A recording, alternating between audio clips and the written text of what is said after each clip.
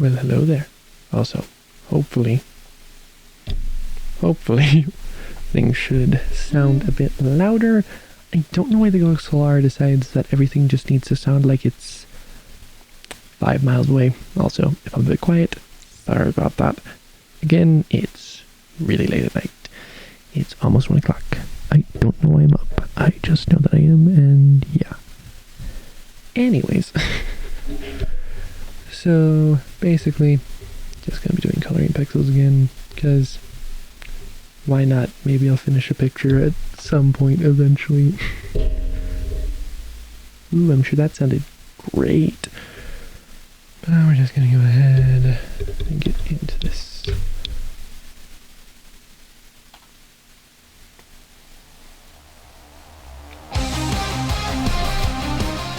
Bit loud, that. Keep forgetting to turn off my phone noises.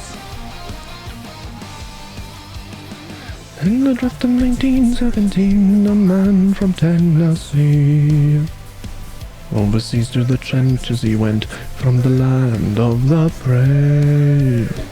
Into war he brought two things along, a rival and his faith. 338. There on the day, hell in New York entered the fray, saving the day. 82nd all the way. Into the fires of hell they are gone, a hero to be. Entered the war from over the sea, into 1818 all the way from Tennessee. In 223. It's just really weird right now, because I feel like I should be doing a whole lot more. I feel like I should be entertaining and everything. It's like, it is 1 o'clock in the morning.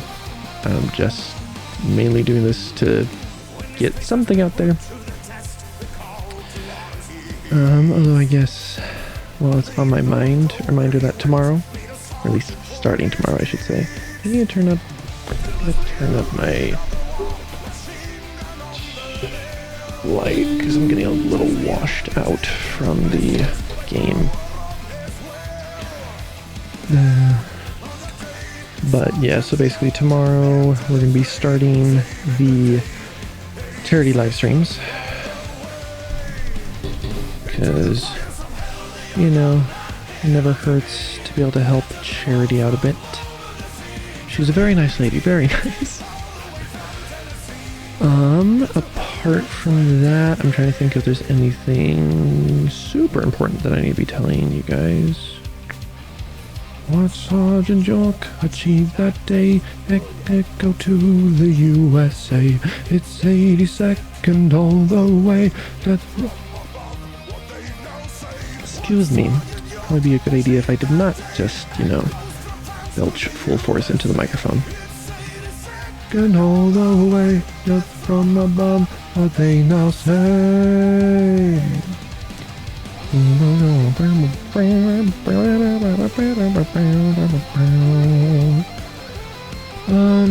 I mean, in general, what's been going on with me, been working,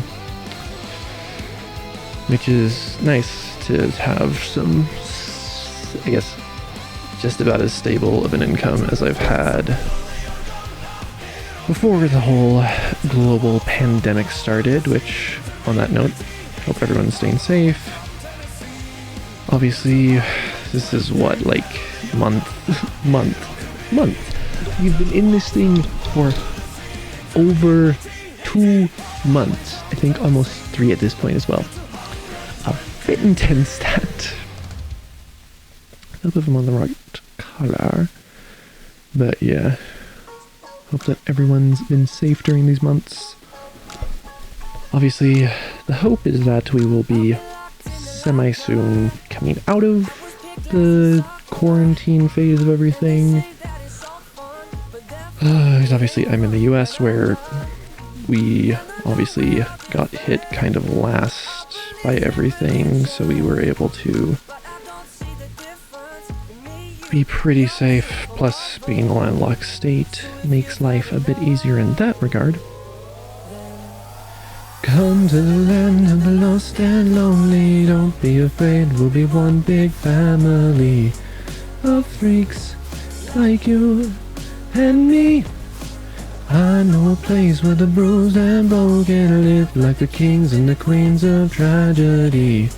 Just freaks like you and me. We are the freaks. Just had a thought. So I wonder if, I don't know. I guess explanation before. Obviously, it's been a bit interesting, my streaming schedule.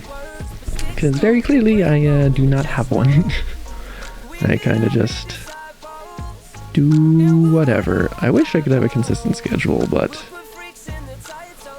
sadly, things, specifically being my brain, do not exactly allow that to be easily done. But I just had the thought of like, theoretically, especially if I kind of do what I said last night, which is I want to kind of start doing these sorts of streams more where it's literally just I'm just chilling out, just basically doing what I would already be doing at this hour, just, you know, doing it for people's entertainment as well. Because then basically the thought was, I wonder if, you know, how there's certain streamers who specifically stream at these hours, you know, to help the people to get to sleep. And I'm like, well, I am singing, and it is a very calming game. So who knows, maybe I'll end up making that a thing of whatever. Basically, if I can have some form of stability in my life, that'd be so great. So terribly great.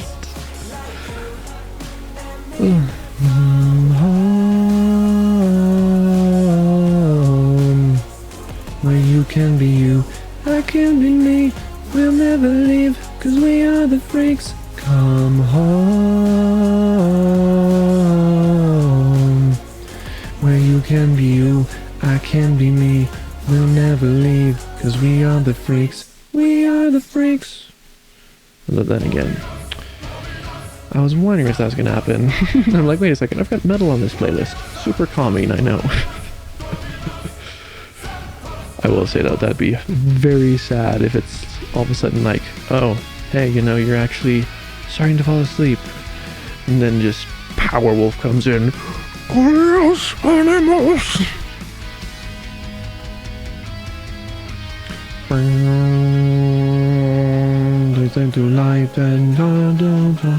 Also, the majority of songs on this playlist I know. Powerwolf stuff, not so much. I've listened to it a ton of times, it's just not necessarily easy to understand exactly all the wording. Especially since half of it ends up being in Latin. Vecten Coleo Santos, in the heart of the night, Coleo Santos, mighty army of night, Coleo Santos, holy sanctum of man. Ave Maria, Coleo Santos, in the heart of the night, Coleo Santos, mighty army of night, Coleo Santos, holy sanctum of man. Ave Maria. Although, the other thought of specifically why I actually, you know, sat down and did this stream, I mean, obviously it started with yesterday's stream, but I'm just like, I've had the thought semi-recently of like, if I can, I want to get into acting / theater / music production, whatever, just something where, you know, my voice is used a lot. And so then basically being able to do this sort of thing where it's like, hey, I've got range, you can use these streams as my portfolio. Obviously it's not like all of these streams are going to be super like, oh, I'm doing my best to sing as marvelously as possible. It's like, no, I'm just streaming. Just streaming, singing, and coloring. Animos, animos, santos animos. Although I will say, I am not able to do, like, the good old, like, ow! oh, whatever, where you scream but you don't scream, because obviously if you scream during the song you're gonna ruin your vocal cords. But like that guttural shout that you'll hear in songs, I am not really able to do that. I don't know if it's just that my vocal cords are not built to do that or whatever. Julio Santos, be my savior for all time. Julio Santos, in the heart of the night. Julio Santos, mighty army of night. Julio Santos, holy sanctum of man. Ave Maria, Julio Santos, in the heart of the night. Julio Santos, mighty army of night. Julio Santos, holy sanctum of man. Ave Maria, Dominus, Dominus. Latin, not my first language if you can't tell. I mean, I guess technically if you want to get specific, it is, you know, English's first language. Haha, go figure with that.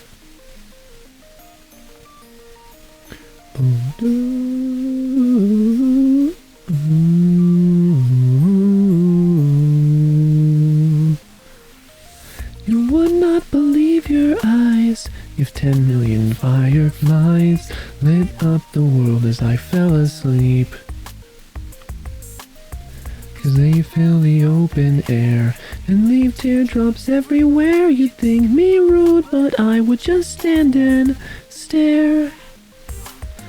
I'd like to make myself believe that planet Earth turns slowly. It's hard to say that I'd rather stay awake when I'm asleep. 'Cause everything is never as it seems.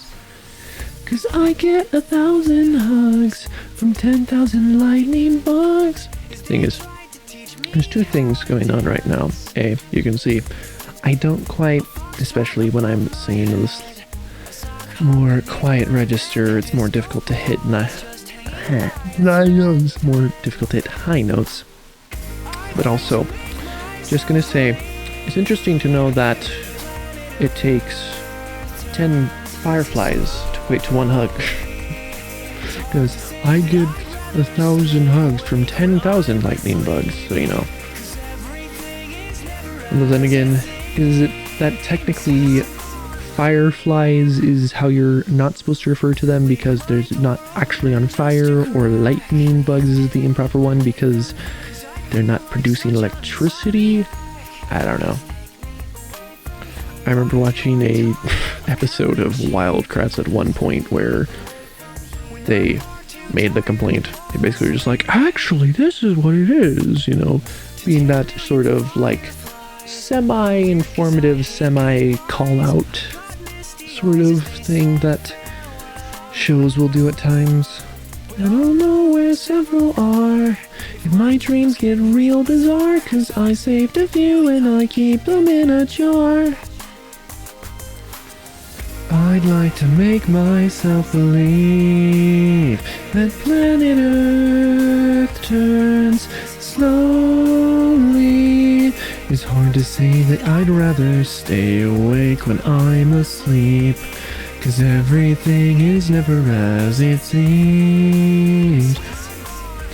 I'd like to make myself believe that planet Earth turns slowly. It's hard to say that I'd rather stay awake when I'm asleep. 'Cause everything is never as it seems. When I'd fall asleep, I'd like to make myself believe that planet Earth turns slowly. It's hard to say that I'd rather stay awake when I'm asleep, because my dreams are bursting at the seams. Also, I might sound mildly hypocritical here, just given the fact that, you know, I'm singing. But one thing, specifically when karaoke is in the mix, I find it personally annoying when, like, I'm singing a song, and especially if it's like got meaning to me, or just it's one of those songs where like it's a feeler sort of song, I always find it just that tad bit annoying when, like, you know, the crowd starts singing with you. Remember going to a college, I guess, I don't even know how to refer to it where it makes full sense. I guess it was a young adult event. It was put on at a college, but it was for just young adults, whatever. But they had, you know, a karaoke place, because, you know, you had, I think they had some form of games going on somewhere, but basically the majority of what was going on was the mosh pit, which I don't like mosh pits, like, at all. Just, it always feels really loud because you have to be so loud with the music, otherwise no one's gonna be able to hear it over everyone screaming. And then there's also just, I don't know, it's funny because a earlier party that had occurred at that location ended up caving the floor in slightly, because it was, I think there's a basement level below the gym, but they ended up going and having such a massive mosh pit. And you know mosh pits, if you've ever been in one, it's just everyone jumping around because no one knows what they're actually doing. But then, you know, it's just everyone jumping, and they caved in the ceiling / floor, because the ceiling up below the floor or whatever. And then it was funny because after that had been discovered, they're like, cool, so the next one we're going to completely collapse it, right? It's like, no, let's maybe not have to. You know, it's funny enough though, because that building then ended up getting remodeled, not like completely torn down, but everything got stripped out of it. So it's like, I mean, if they really wanted to fully remodel, there you go. Because actually that had occurred just after the remodel had been announced. And so they're like, yeah, we're just helping the guys. Crazy kids. Also, this song, really good song. Thing is though, I don't know why, and call me weird for this, but listening to Sabaton songs, so for anyone who doesn't know, this is the band Sabaton, where their MO is that they make songs about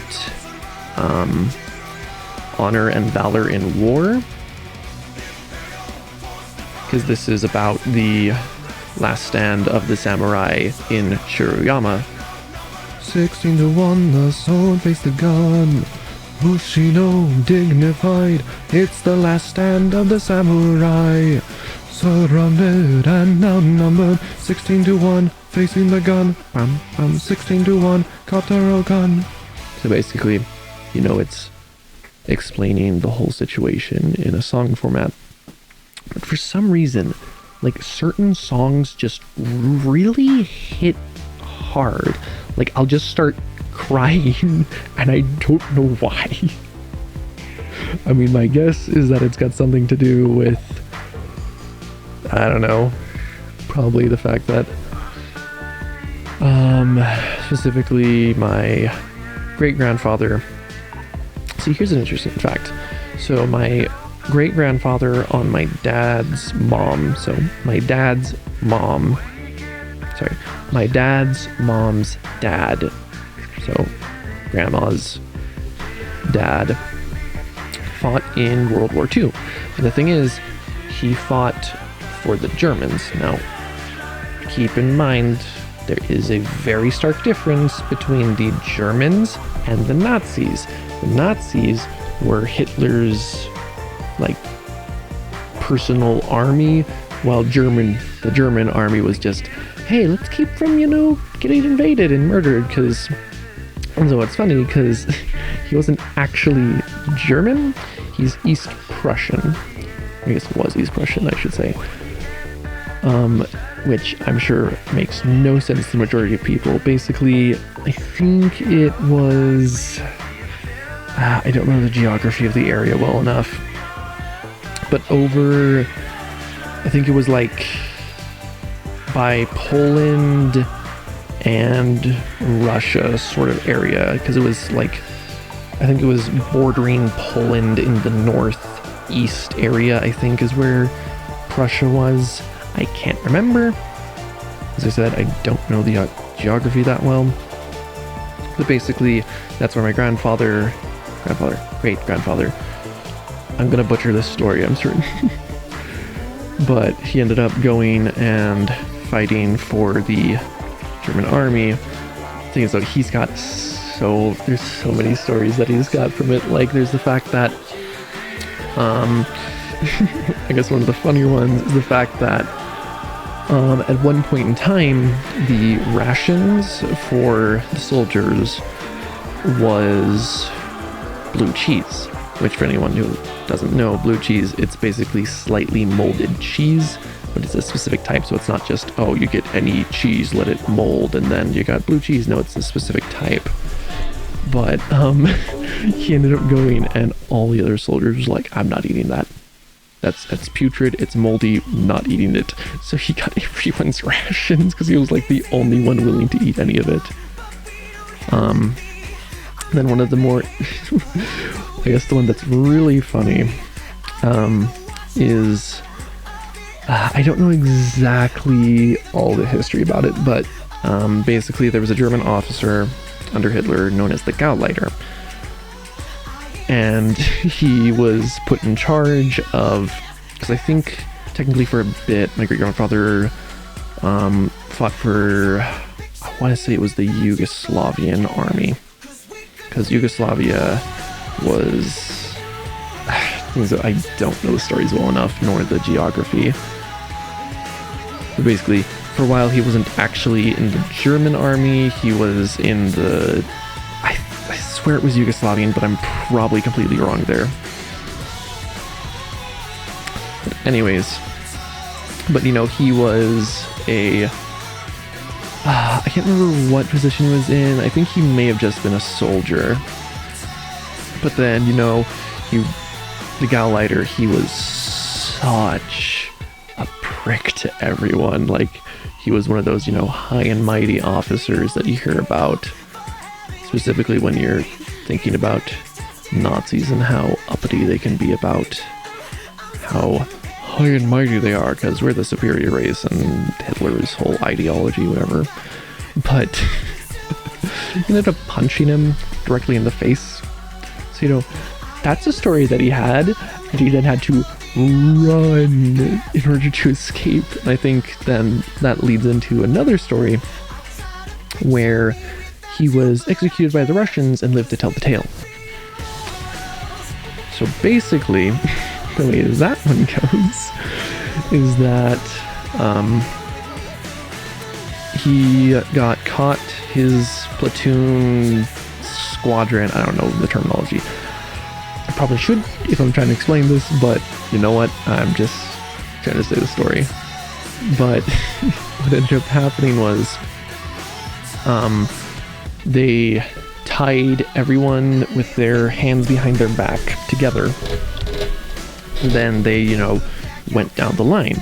So then as they were going around, you know, as one would try to do if you're intelligent, as, you know, the soldier next to him was falling, he fell as well. That way, you know, bullets are passing over him rather than into him. The thing is, this had been done before, and so, you know, the Russians had clued into, okay, once everyone's on the floor, shoot the bodies. You know, the whole double tap thing. And then, you know, what ended up happening, though, was apparently just as they were getting to his body, they stopped. They just, I don't know if it's that they ended up running out of ammo.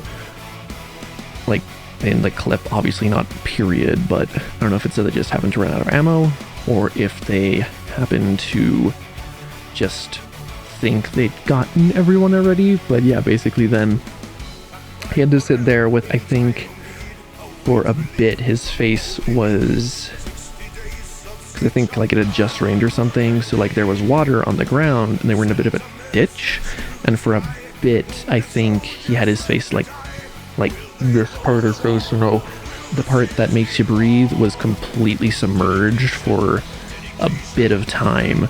But you know, obviously the Russians are there, you can't exactly be moving around unless you want to die.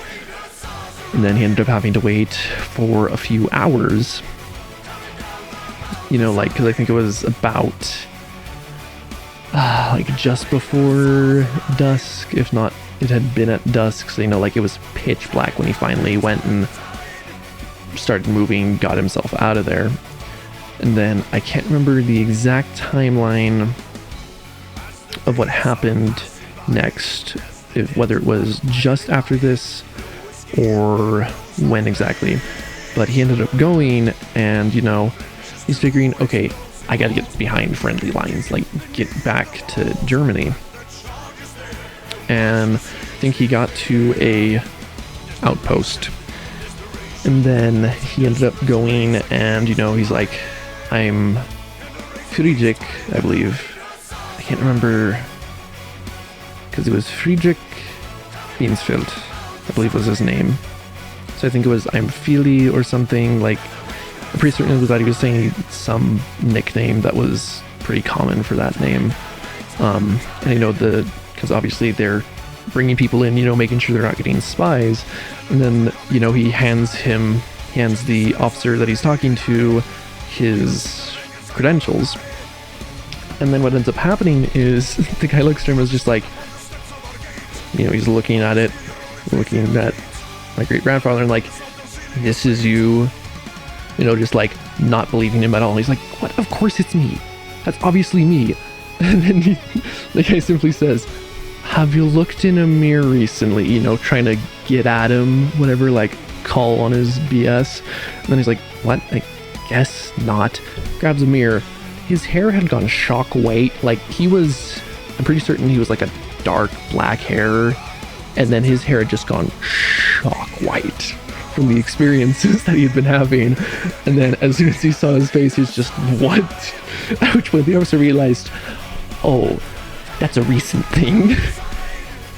Then also he hadn't been able to wash up in a bit, so obviously his face was covered in dirt and whatever else. But yeah, there's quite a few stories that he had. I'm trying to think. I know at some point, I think this was when I ended up having him finally taken out of the battlefield, because basically at some point in time, I believe it was a millimeter from his heart, he'd gotten shot, and then that went, and of course would put most anyone out of commission. But yeah, very, very interesting life that he ended up getting to lead. Things though, what's most interesting though is that he, before the war happened, he was a horse breeder. But the thing is, like, I mean, there's so much, like, I mean, I wish that I had my dad here right now to be able to talk about this, because he knows a lot about this. He's a big genealogy, family history buff, whatever. But like, there's so much stuff. And then the thing is though, you know, dad goes off to work, and then my grandmother was stuck at home with I think it was, if I remember correctly, she's the oldest, and then she had a younger sister and a pregnant mom. And then they ended up having to go on they ended up having a whole journey of their own, trying to escape the Russians. Like, I can't remember, there's some book that my dad got a couple years back where like there's a part of, I think it's between Prussia and Germany, there's like this long stretch where it was just completely iced over. But the thing is, the Russians would just constantly be flying over, you know, looking for anyone trying to get away. And so there's a few scares there. The things though, on the travel to Germany, because I think it was that, I can't remember if it was that they were trying to get to my great-great-grandmother's house, or if my great-great-grandmother was with them, or what.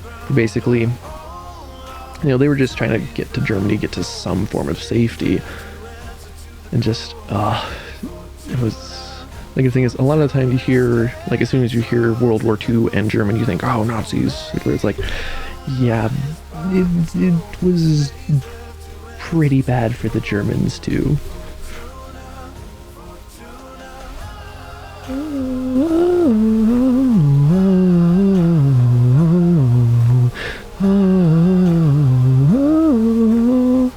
Fortuna.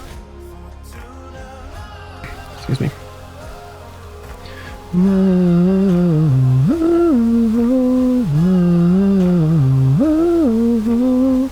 Fortuna, Fortuna, and walks the street. For what they've seen, one can't believe. Claim the fallen kingdom, bring back the light that has been lost. Hammers on the Lord, take back the underground, the whole lost to be found. No slaves left to answer to the call. Fortuna, Fortuna, stand tall to the false prophet. Don't lay down alone his pockets. No slaves left to answer to the call. Fortuna, Fortuna, back the underground, the home lost to be found. No slaves left to answer to the call. Fortuna, Fortuna, stand tall to the false prophet. Don't lay down alone his pockets. No slaves left to answer to the call.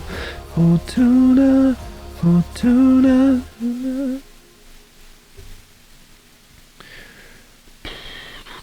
Trying to think if there's anything. The song I listened to like once and instantly fell in love with it.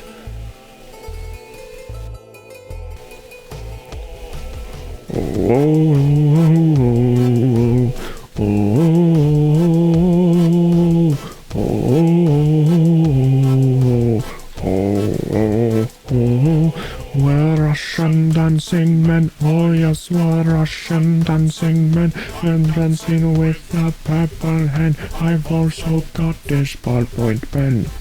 We're Russian dancing men, oh yes, she's dancing off and then to the top at 10:30. Soon we'll be going home again. We're Russian dancing men, and David Pepper is gay, and we're dancing right next to Big Ben. Come on and be a spokesman. Cause we're Russian and we're dancing, and we always keep spare pants in case of accidents while boogieing. Cause the Russians love to boogie. Oh.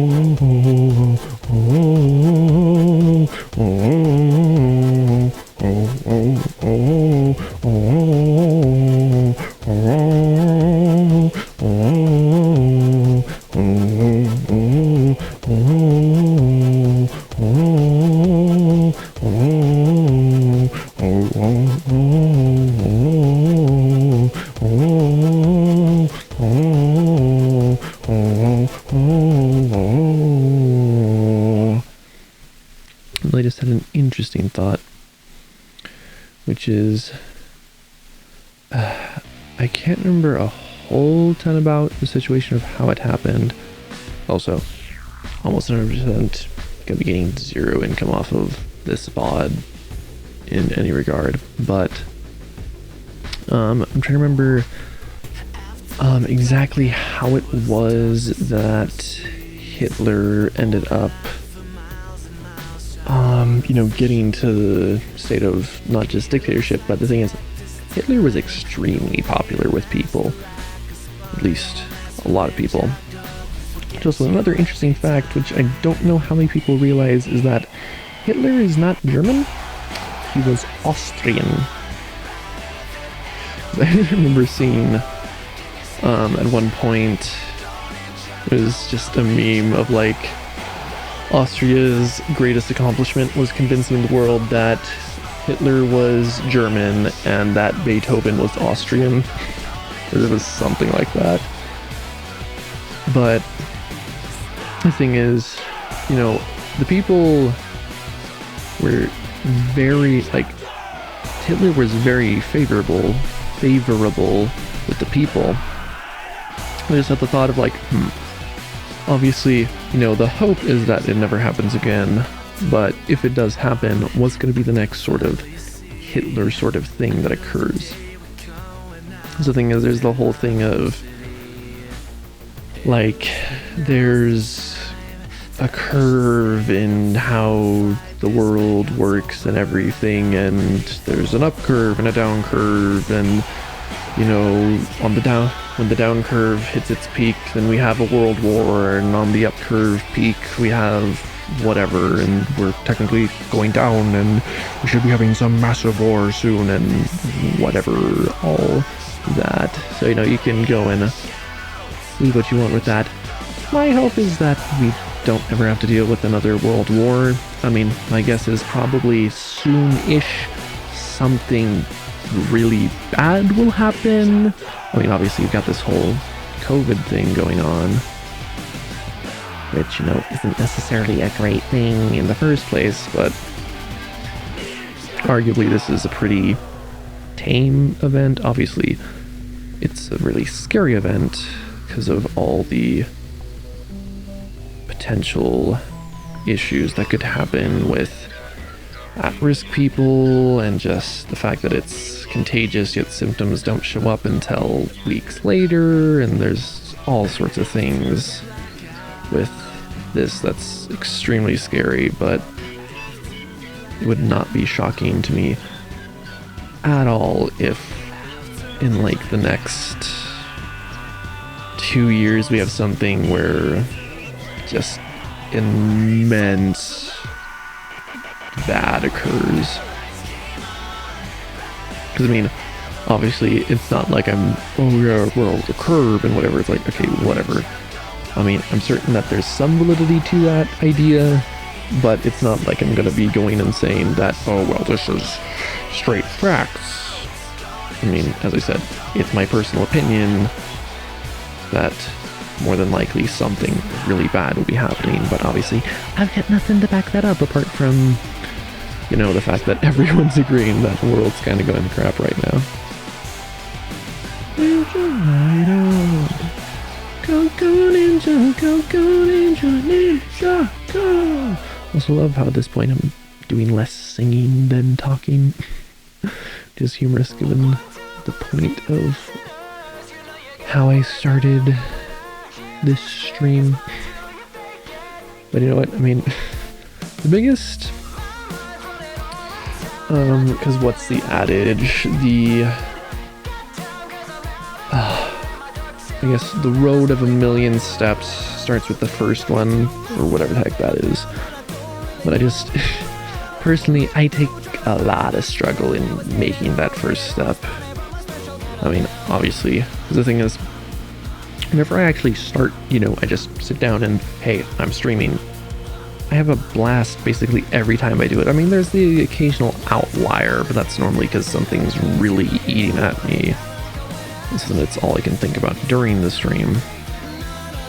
But realistically, I don't think I've ever had a really bad time while streaming. Just because I enjoy this. It's a creative medium. It's a way to just go and put myself out there. It's a way to go and have an excuse to play video games. But I swear, sometimes it can be so hard to just press that stream button. Because obviously this thing doesn't like me all that much half the time, which is quite annoying. So I don't know if I'll end up going and taking it on stream and then reading, but For anyone who knows what the Myers-Briggs test is, it's a personality quiz, or basically the intent of it is, I guess the initial intent was figure out what part of society you fit into, because, I mean, I don't know how much I believe this, but I've heard that for years it was believed that as soon as you hit like 27 or something, like, you know, when your brain finally fully develops, that's the way you're stuck with for the rest of your life and you're never going to be able to change and whatever. And that only recently, or I don't know if it's literally only recently, we realized, oh wait, no, people can change. Whether that's habits, attitudes, behavior, whatever. But just because basically then that's what the Myers-Briggs test was initially for, was, you know, figure out where you fit into society, you know, like, oh, well, here's the career path that you should be choosing.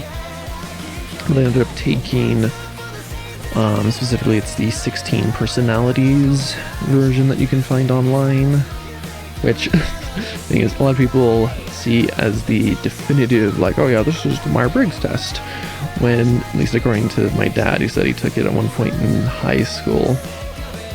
Realize this is a over 50-year-old guy. He's like, yeah, when I took the test, it takes you like 3 hours to take because it's a lot more questions.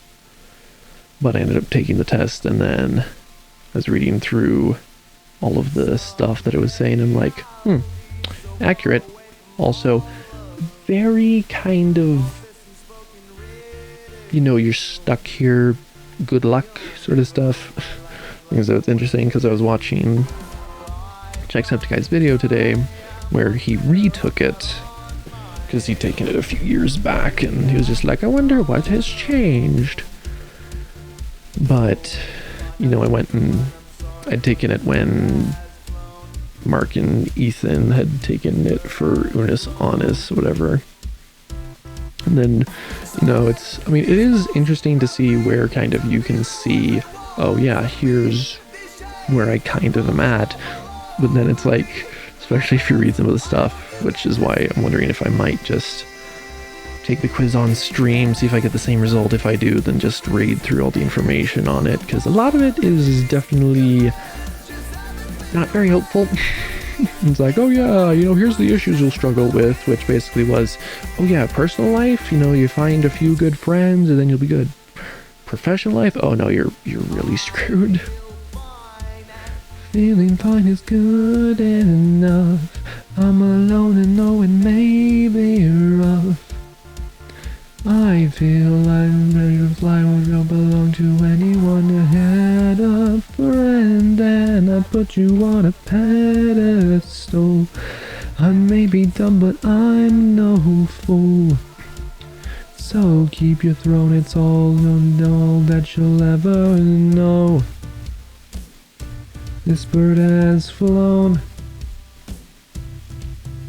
So let these fools run free to be the ones they want to be. These chains, they're falling off all over me. My friends, I hope you get to see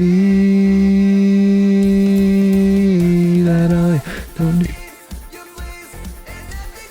Like, I think I understand why I get so burpy on stream, and that's because it's aggravating my vocal cords and then inhaling air more weirdly than just regularly, whatever. But it doesn't change the fact that it's extremely annoying. Will never be able to down me, clip these wings, and I know that all that I can see is the open sky out in front of me. You will never be able to down me, clip these wings, and I know that all that I can see is the open sky out in front of me. So let these fools run free to be the ones they want to be. These chains, they're falling off all over me. My friends, I hope you get to see that I don't need your pleas and ethical apologies. Your friends just haven't been good friends to me. It's time for me to spread my wings. No, I want to try something on this next song, which is just turn on my auto tune that the Voxlar has and see what it sounds like. Maybe not this one though, because I don't quite think it would work too well. And the steel eternally, a union of the strong. Metal is for everyone, the sound that's made from steel. Plan for pride and victory, the law of right and wrong.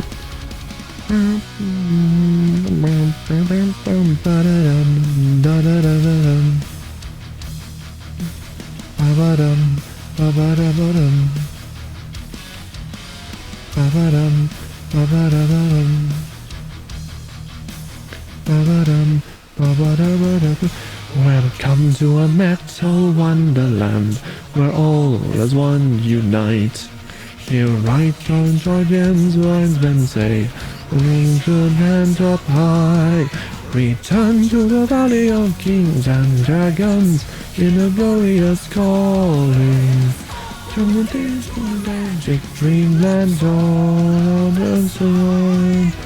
A long day victory. Metal is for everyone, stronger than the law. The thread of steel eternally, a union of the strong. Metal is for every... Okay, I don't know why this thought is coming into my head, but for some reason I feel like I'm needing to say this. It's kind of interesting, the fact that you don't normally think about it. Like, you hear about it occasionally happening, but you don't really think about the fact that instruments have wear. Like, you know, like for instance, a bass or a guitar or whatever. It's not entirely impossible that you can go and play it so much that it just breaks. Like the strings literally just snap. Like, I mean, obviously, you know, you see videos about it, or you just hear like X performer went and had their instruments break on stage or whatever. It's like, oh my, how does that happen? Like any other tool, which is, you use it enough, it's gonna get wear and tear on it.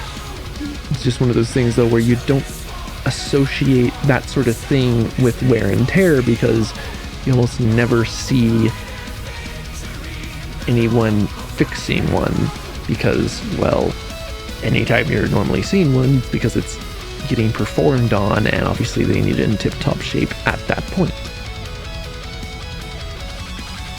The good thing is, for instance, drumsticks, I think, are probably one of the items that breaks the most for instruments, because obviously, like, again, you wouldn't think it, but you're smacking normally like a wooden stick into whatever material, hard plastic or whatever, you're smacking it quite hard.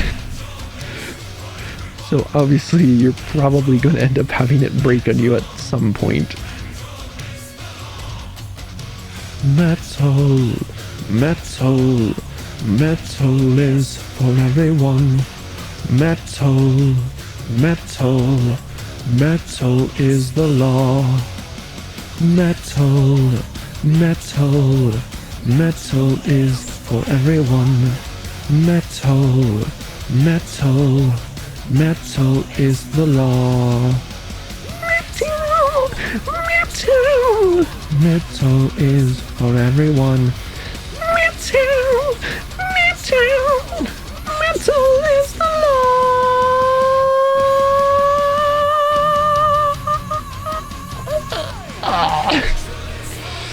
That is not a note I'm able to hold, or really achieve in the first place. A bit hard to reach that, especially since it's funny. I remember for the longest time I was so annoyed because I had like no capability of singing low notes. The thing is, I realized also later, it's like a lot of singing low notes, it's kind of like singing high notes. You have to learn how to sing it. Because, you know, you learn the soprano part as a child because that's all you can achieve. Then it's like, yeah. I'll not do it on this one because this one's got a lot of electronic weirdness that would probably mess up the auto-tune. But the next one, regardless of what it is, doing it because then I can not, and it's not like I'm just completely avoiding everything. When I enter a room that shines a blinding light, it is so bright, people shield their eyes. I take a step and look at it around on my feet, so everyone can see what I am wearing. Be my trial to the host at the back of the room, and tip my hat so slowly, man, that's really cool. Oh, oh, oh, oh, oh, oh, oh, oh, oh, oh. I got my hand and the room is on it. I don't dance to and fro with their eyes, brings me in to comprehend all of my charming looks, just a face glowing, and they snare at my moves and fancy shoes when we go into overdrive, overdrive, oh, overdrive.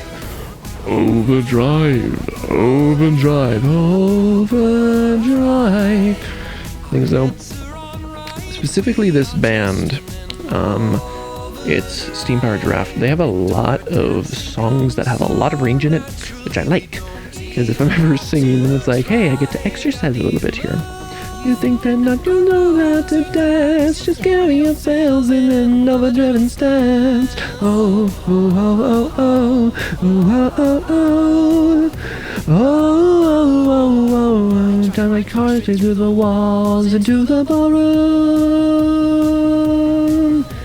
and people gasp when they realize that the car is in the building. That's a little more shocking than the fact that you have the same color car as your eyes.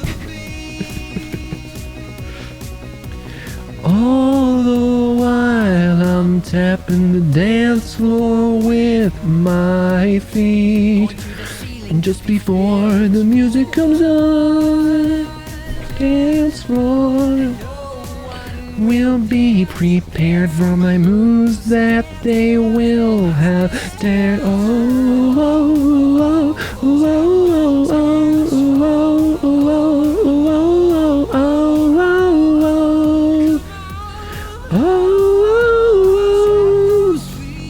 Although one really interesting thing, at least I specifically end up doing while listening to songs, especially when I've got a good pair of headphones on, it's interesting to try to find the things that you miss. Like for a bit there, you could, like, to comprehend all of, and then you have the guy, okay, which you don't normally notice. Like there's a lot of stuff like that that I find really interesting where it's like, wait a second, I'm noticing this new thing. Like, okay, the drive. Yeah, it's interesting to notice some of those things that, like, it adds to the sound of the song. You just don't realize that it's there until you're paying attention and looking for it. Whoa. Overdrive is taking me over and driving me. Overdrive, don't stop. We all like this feeling. Our hands are on right, we are just in an overdrive. And dancing comes so naturally, we don't even have to try. These moves, you think not to know how to dance, just carry yourselves in an overdriven stance. Oh, oh, oh, oh, oh, oh, oh, oh, oh, oh. Yeah, this rap part I don't quite know.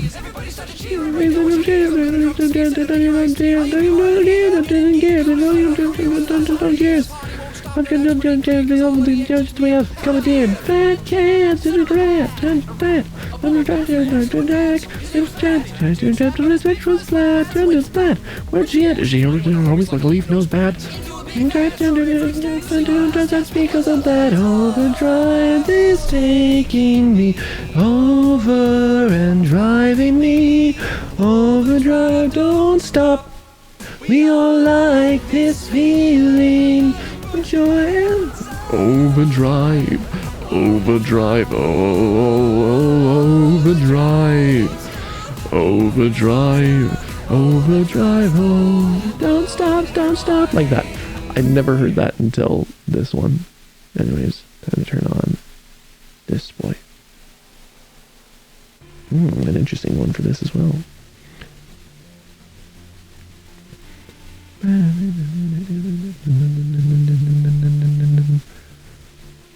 Still in my trembling lips. How did the night ever get like this? One shot and the whiskey goes down, down, down. Bottom of the bottle hits, waking up my mind as I throw a fit. The breaking is taking me down, down, down. My heart's beating faster, I know what I'm after. I've been standing here my whole life, everything I've seen twice. Now it's time I realize you're spinning back around, around. On this road I'm crawling, save me 'cause I'm falling. No, I can't seem to breathe right, 'cause I keep running, running, running, running, running, running, running, running, running from my heart. Round and round I go, addicted to the numb, living in the cold. The higher, the lower, the down, down, down. Sick of being tired and sick and bloody for another kind of fix. The damage is damning me down, down, down. My heart's beating faster, I know what I'm after. I've been standing here my whole life, everything I've seen twice. Now it's time I realize I'm spinning back around, around. On this road I'm crawling, save me 'cause I'm falling. No, I can't seem to breathe right, 'cause I keep running, running, running, running, running, running, running, running, running from my heart. Also, I was just making sure I wasn't being too loud there. Whoa, I'll wake up now and live. Whoa, I'm coming alive. Under the dawn, it's been a dream. I'll wake up now and live alive. I've been standing here my whole life. My heart's beating faster, I know what I'm after. I've been standing here my whole life, everything I've seen twice.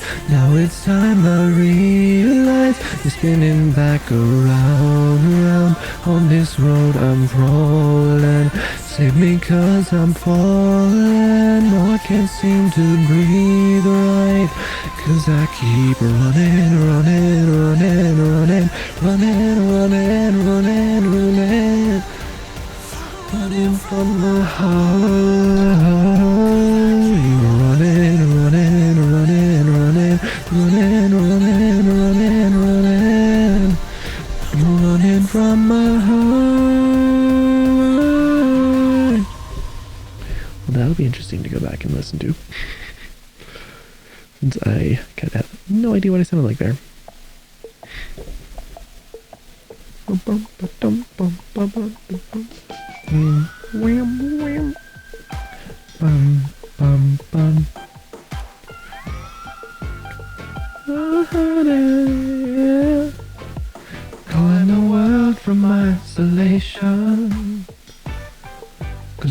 now that's the ball where we be chained. And if you're coming back to find me, you better have good aim. It's funny. I remember that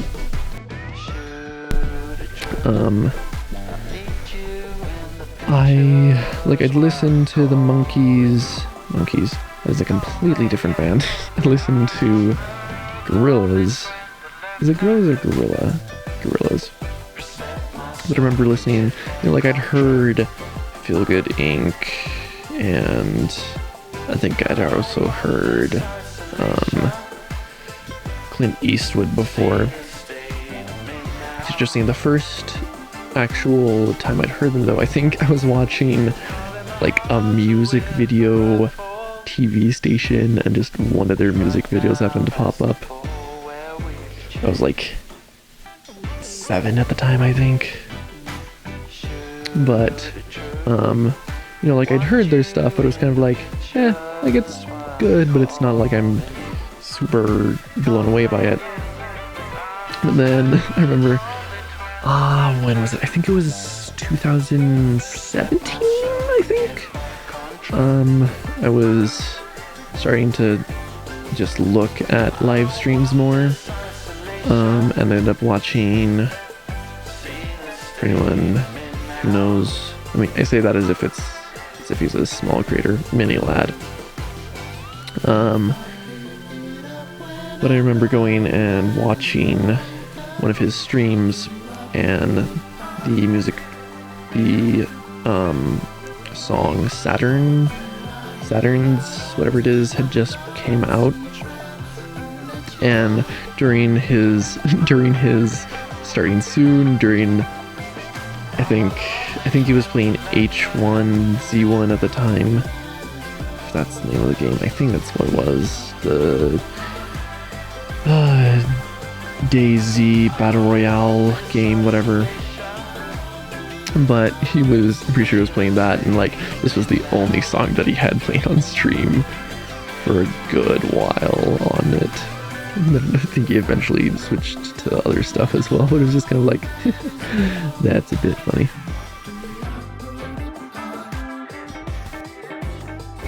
Excuse me. But yeah, that was probably the first time where I was I could actually listen to these guys. Then of course you had Jack Black in this music video, YouTube sensation Jack Black. I think it's funny, you'll hear that, you're YouTube sensation Will Smith or whatever, because it's going and poking fun at the fact that it's a Hollywood star who's coming onto YouTube. I don't know why I'm so burpy right now. It's annoying. But the thing is though, Jack Black really went and decided, I'm not going to be blow him away. But he wasn't going to be oh yeah, I'm just going to go and get notoriety because, well, I'm Jack Black. No, it was hey, I'm going to just do my best to actually be a YouTuber who just also happens to be a Hollywood actor.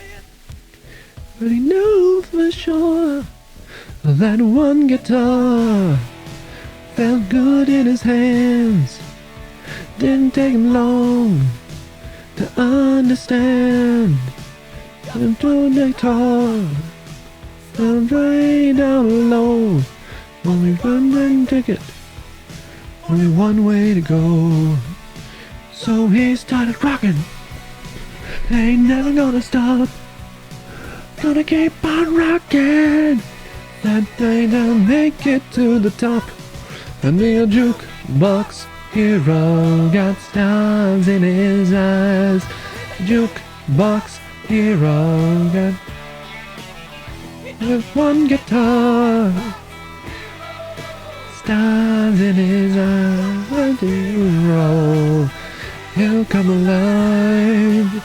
And also, this song is this is a weird song for me because I think I'd heard it at work before, because the majority of the music that I'd listened to growing up was mostly rock, but it was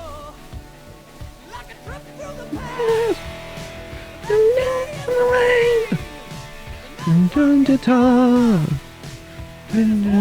change, but it was a lot more like I guess we didn't even really listen to Journey. I'm trying to think what exactly it was. I think it was actually probably because we had 2 CDs of the songs from the 80s, where it was basically just a compilation of different artists' songs. But like, there's a lot of stuff that like you would think I would know, you know, having listened to 80s rock for so long. But like, it's like, wait a second, this is what?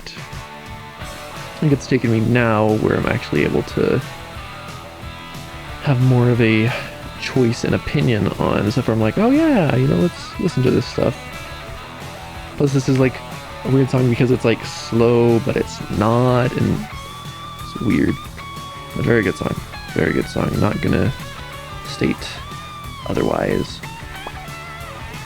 They rockin'. They never let up. Gonna keep on rockin'. I think so.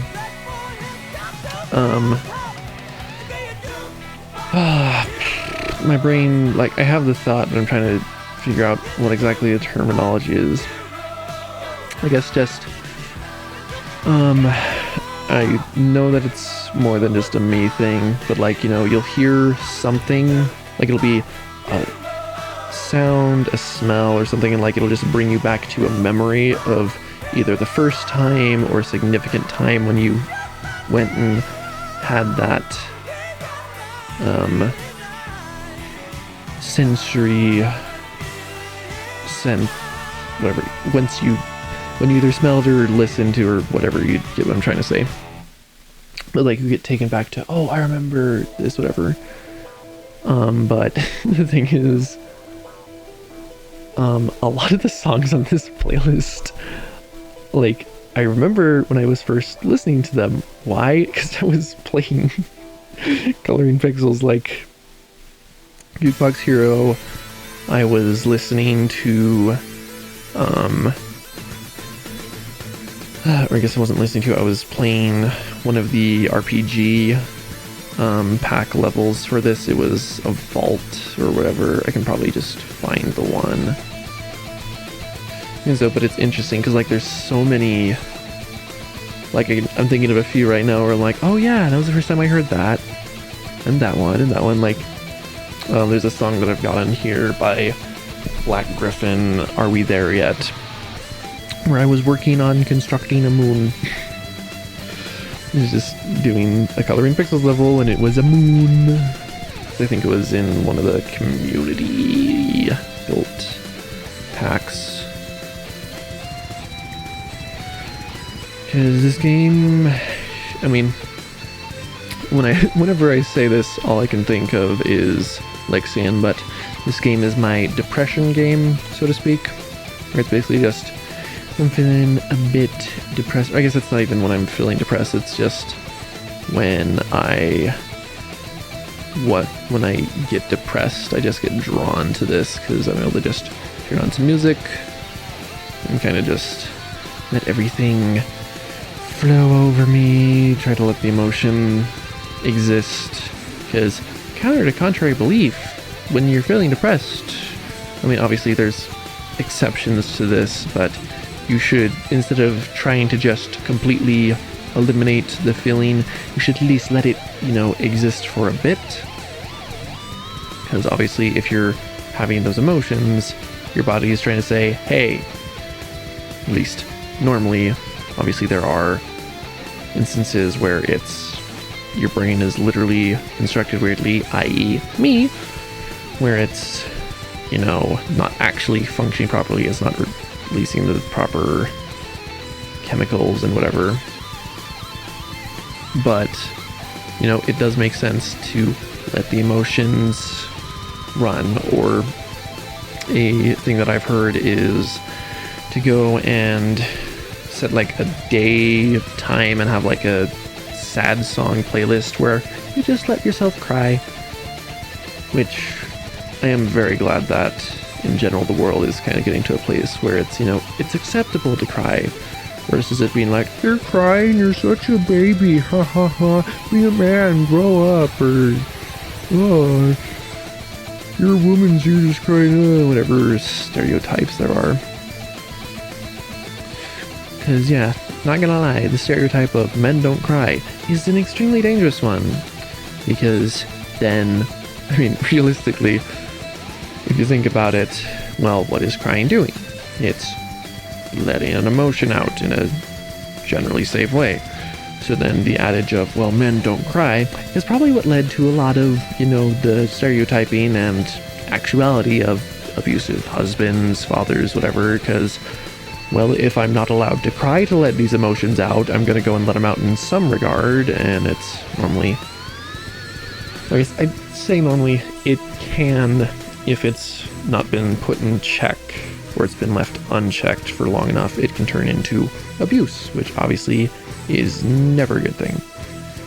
And like, if you're thinking you're being abused, reach out to people. I'm pretty certain there's certain hotlines for it, or just go to people that you trust. I know for a while, I don't know if I'd be able to say that I was being necessarily, I mean, I definitely wasn't physically being abused, thank heavens.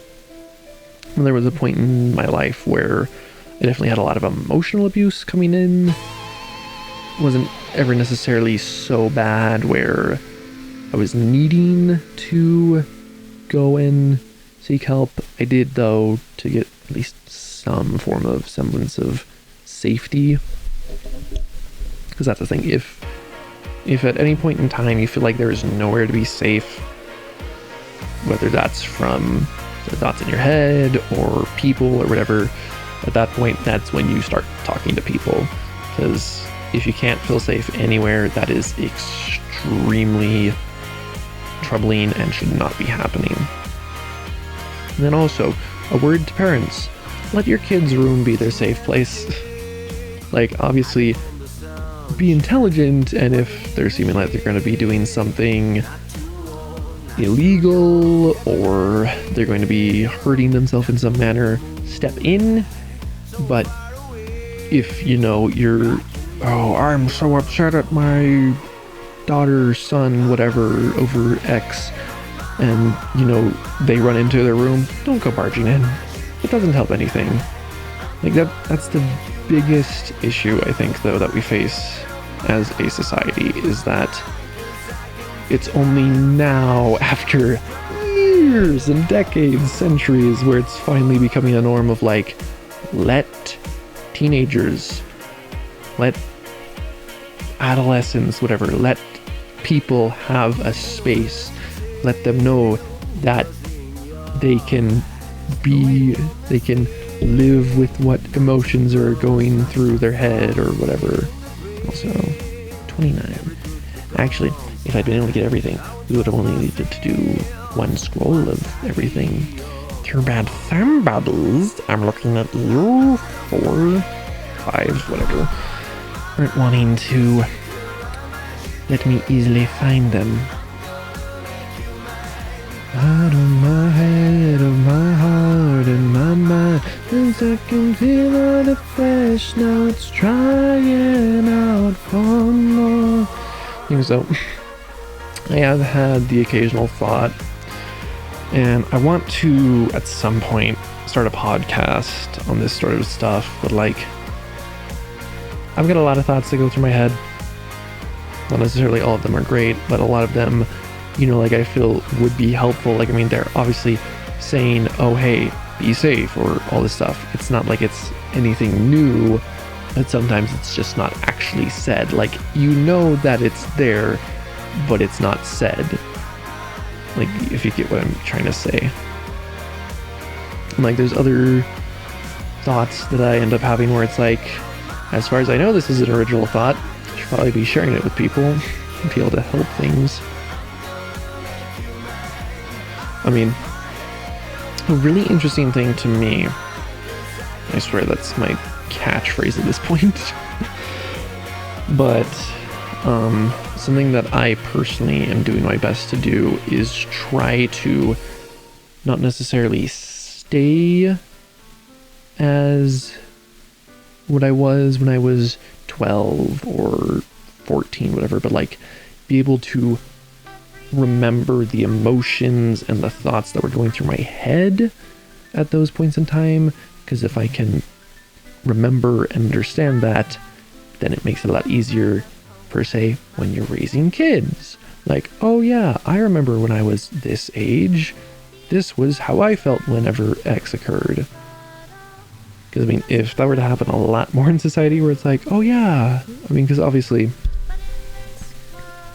sometimes people just aren't right in the head, and that's why they are abusive, whether that's physically or verbally, emotionally, whatever. Like, you know, a lot of the times it'll be that, oh, well, my father was, you know, he never taught me anything, he was a softie or whatever, and so then, well, I'm going to be super hard on my kids, and then what happens? Oh yeah, my dad was super tough on me, he never let me have any freedoms, whatever, so I'm going to go and give you the freedom to whatever. And then it's like, okay, so basically it's just every generation, it's a swap between being super assertive, being super lenient. When if it's like, okay, here's how I was feeling at this point, I'm able to go and then be like, hey, it might not seem like it, but I actually do kind of know what you're feeling right now. I know the kind of stuff that you're going through. Because a lot of the time, as soon as you reach adulthood, or I mean, not necessarily as soon as you reach adulthood, but I think it's specifically once you become a parent or whatever, then it's like, oh, well, I know everything. Because, I mean, a lot of the time you have to do that sort of thing of like, act like you know everything. Because, A, you want your kids to be able to look at you and be like, oh yeah, dad, mom, they know everything. They can help me. But then you get too far into that role and it's like, okay, now you're not, oh, I know everything, I can help you. It's, I know everything, you don't know anything. Stop thinking that you can, whatever, tell me what to do or suggest that I'm doing things wrong. I mean, like, for instance, there's a lot of stuff with, whatever it's called, my brain's farting.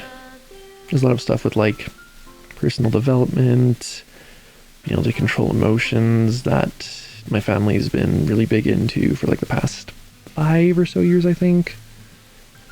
But, you know, like, my dad's tried to tell his parents, my mom's tried to tell her parents, like, oh yeah, you know, this works, whatever, like, because they've seen improvements.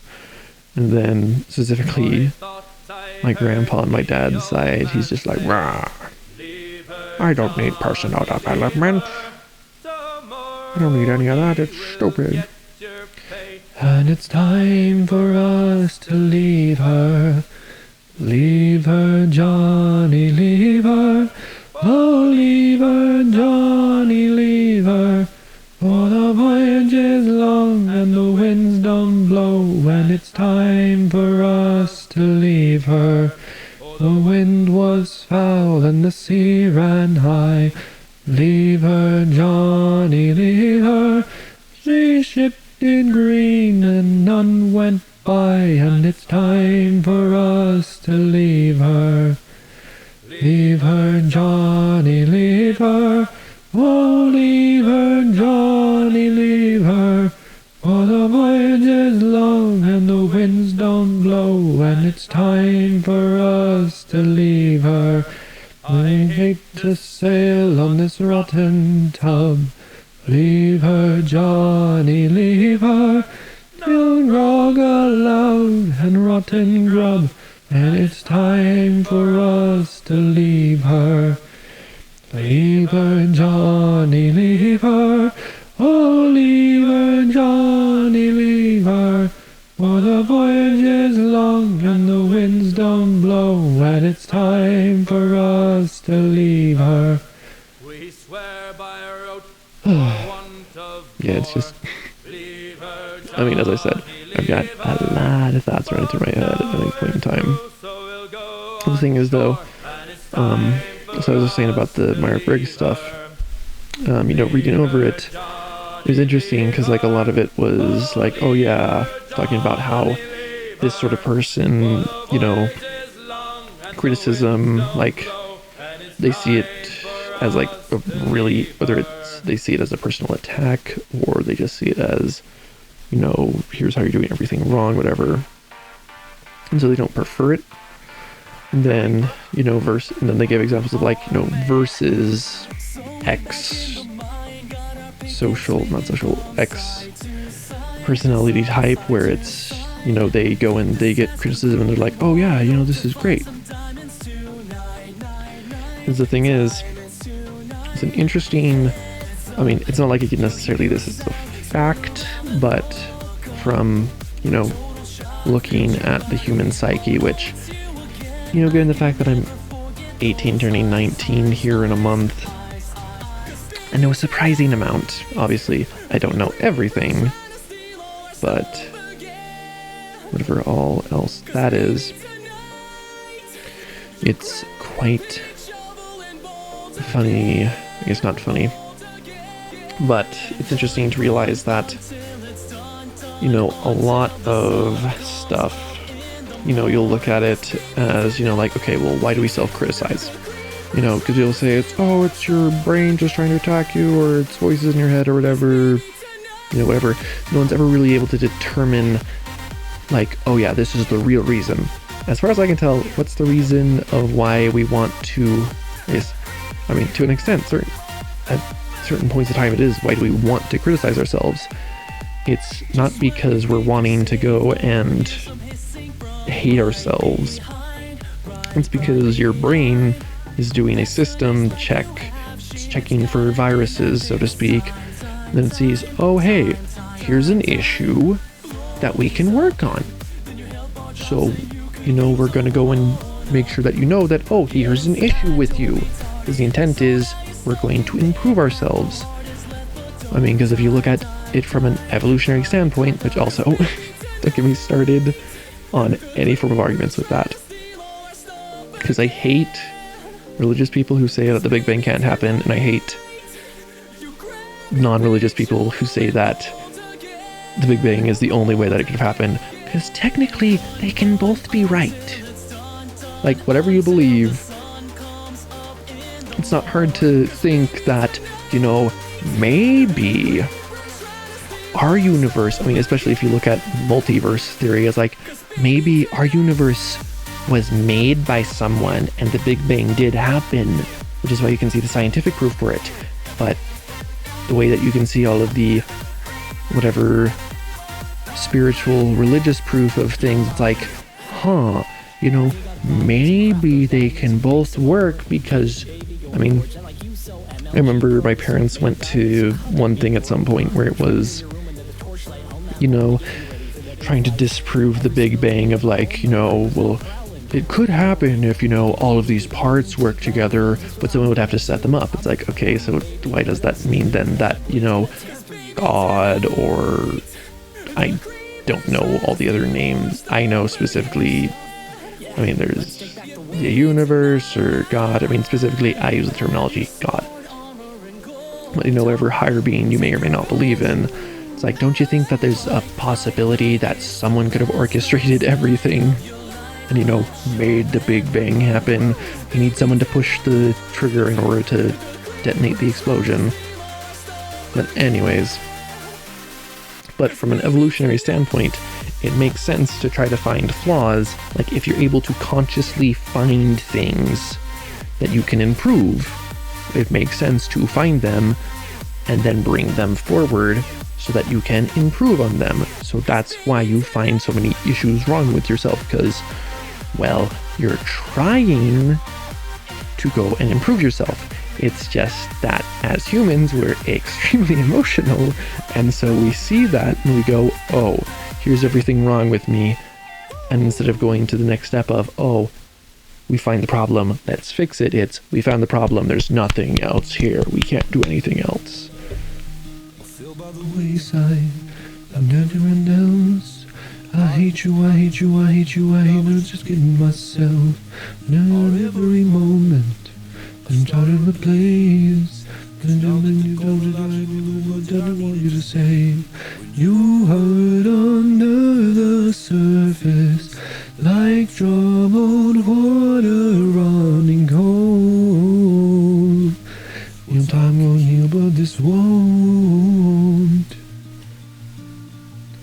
So, before you go, was there something I could have said to make your heart beat better? If only I'd have known you had a storm to weather. So, before you go, was there something I could have said to make it all stop hurting?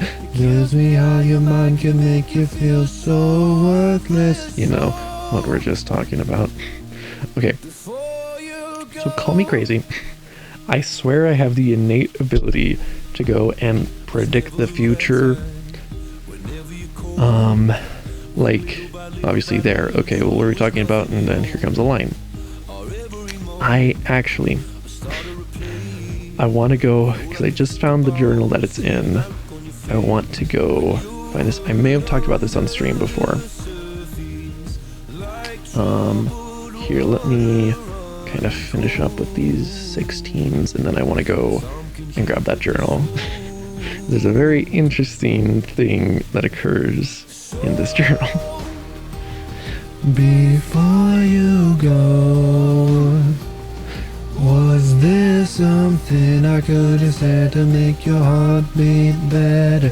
If only I'd have known you had a storm to weather. So, before you go, was there something I could have said to make it all stop hurting?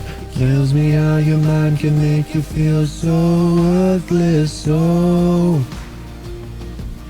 before you go, would it be better if by now if I did let my words come down? And in fact I'll never know. You know, you know. Before you go, was there something I could have said to make your heart beat better? If only I'd have known you had a storm to weather. So, before you go, was there something I could have said to make it all stop hurting? Kills me how your mind can make you feel so worthless. So, before you go. Okay, let me pause the music right now. Let's just have display capture this whole time instead of game capture. Whatever. Anyways, I will be right back with that journal.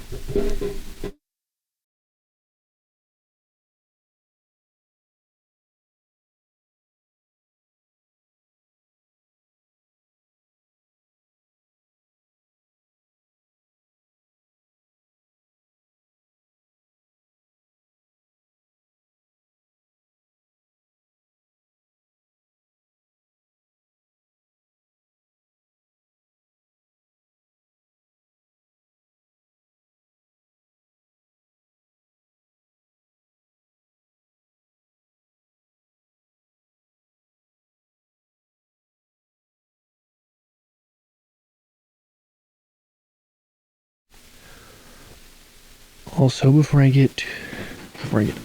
forget to say, I do have a SoundCloud.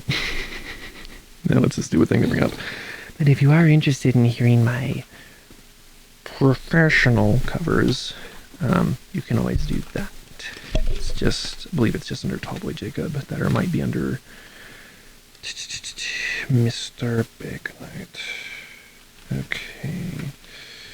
I want to find this. It should be...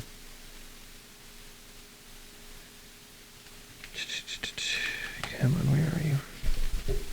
It should be in December of, okay. And so we should be just about here, I think.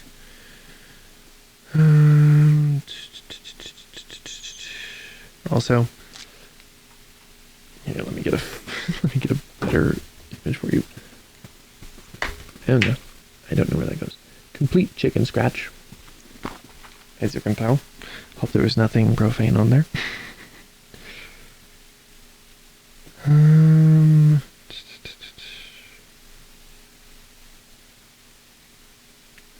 That's a very interesting page that I showed. Oops. Whatever. Scribblings of a 14-year-old.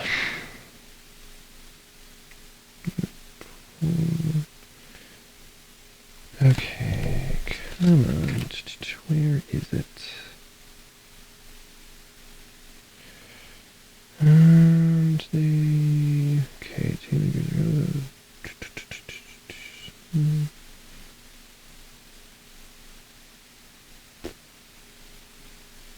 whatever that is.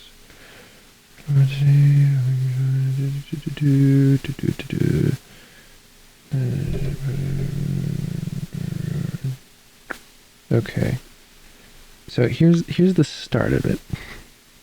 So I have the reflection, I have the reflexes of a ninja. Also, half of this isn't even spelled correctly.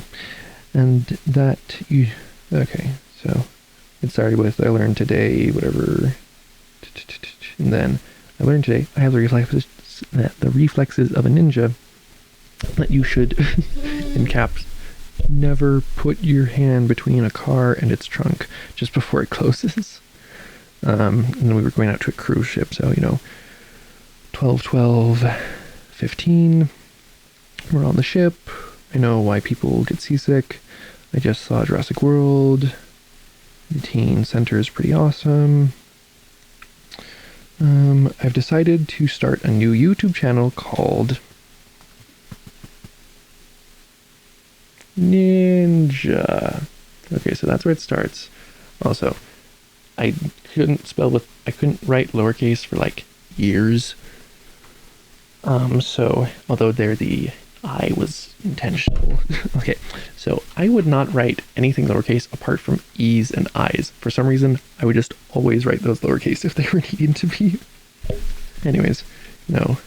It was 12, 14, 15. I've decided to start a new YouTube channel called Ninja. In it, I'll do whatever but hide my identity until 10,000 subs or something like that. More to come on that. 12, 15, 15. We went on a replica of Santa. Yeah, so that's just more about the cruise. 12, 16. I watched Ant-Man tonight. Really sleepy. 12, 17. From Puerto Vallarta to Mazatlan to Cabo San Lucas was been amazing cruise. I saw my first whale today. While doing so, we flew at least 10 feet in the air. Basically, we were on like little inflatable boats, and the waves were really high. So like we would go and, because basically, so what was happening on the cruise was we were trying. I think it was Puerto Vallarta to Mazatlan to.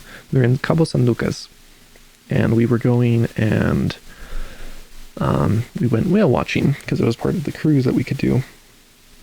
But we went and, we're on these little inflatable boats, and then the whales, there weren't a whole ton, but when anyone would find one, all of the boats would go. So like you'd have like 5 or so of these inflatable boats just rushing, just scaring off all the whales.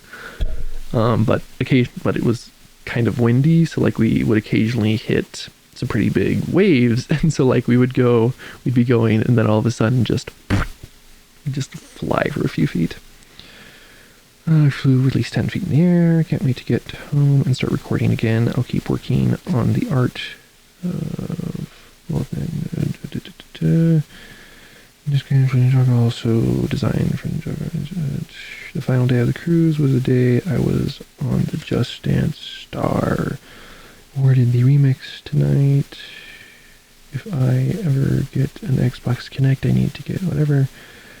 1219. I just played that.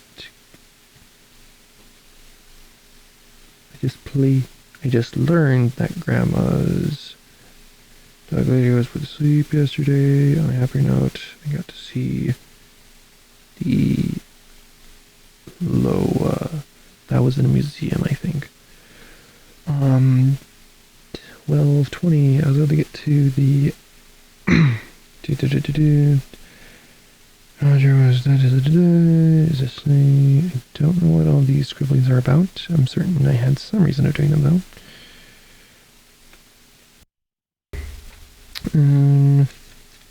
What is? I don't understand what half of this is anymore. I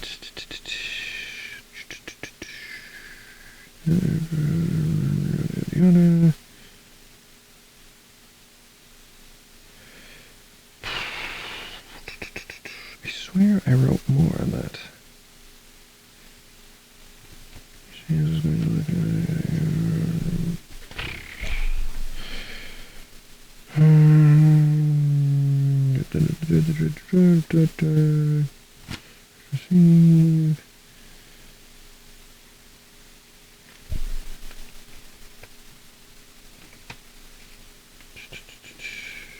I swear I wrote more about this.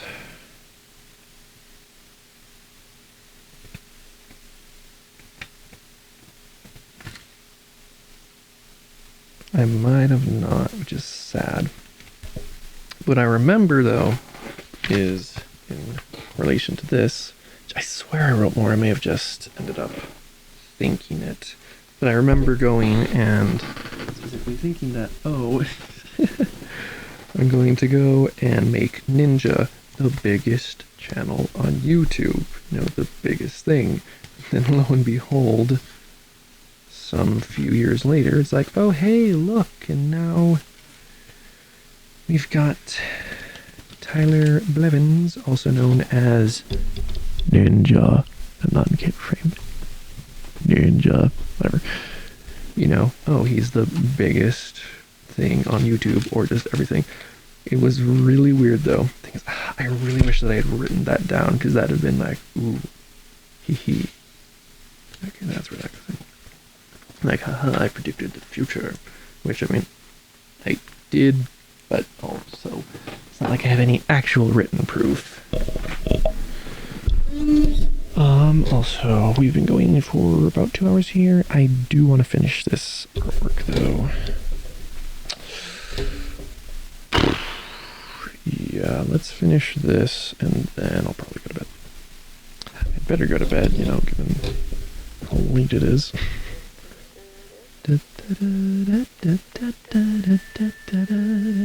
Some legends are told, sometimes it does start to go, but you will remember me for centuries. If just one mistake is all it will take, we'll go down in history.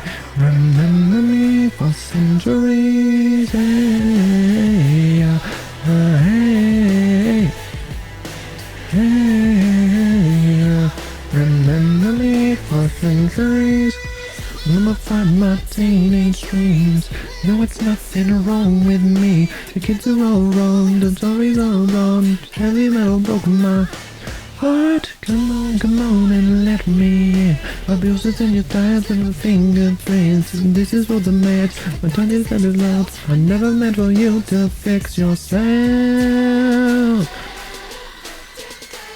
Though, what's mildly interesting, mildly annoying is the fact that, obviously, like, you know, it's 2 in the morning right now. This is when I do the most of my, like, hardcore thinking and everything. Which is obviously a bit annoying, because it's like, okay, well, cool, I get to go and stinking only be able to think straight at this kind of hour, which for normal people is not the time when you'd want to be doing that. thing is, I remember at one point, and I kind of am still on this train of thought, but at one point I really wanted to be able to basically have a work and stream schedule where I'd basically start like a stream at 3, no, I'd started at midnight, then stream till 3. We're almost doing that tonight. But then I'd go and, get a few hours of sleep, and then I think it was because then it was give myself an hour of time and go to sleep at 4. Because then I could wake up at noon after having 8 hours of sleep, and then have an hour, and then go into work at 1, work until 10 o'clock or whatever, get a good 8 hours of work in, and then go and stream. Because then basically it would be,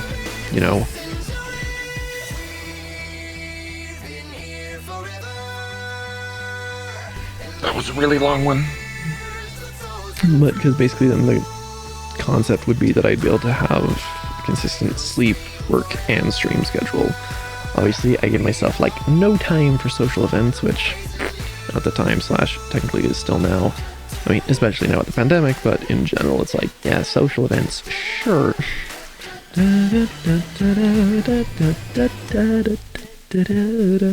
Some legends are told, sometimes the dust starts and gold, but you will remember me.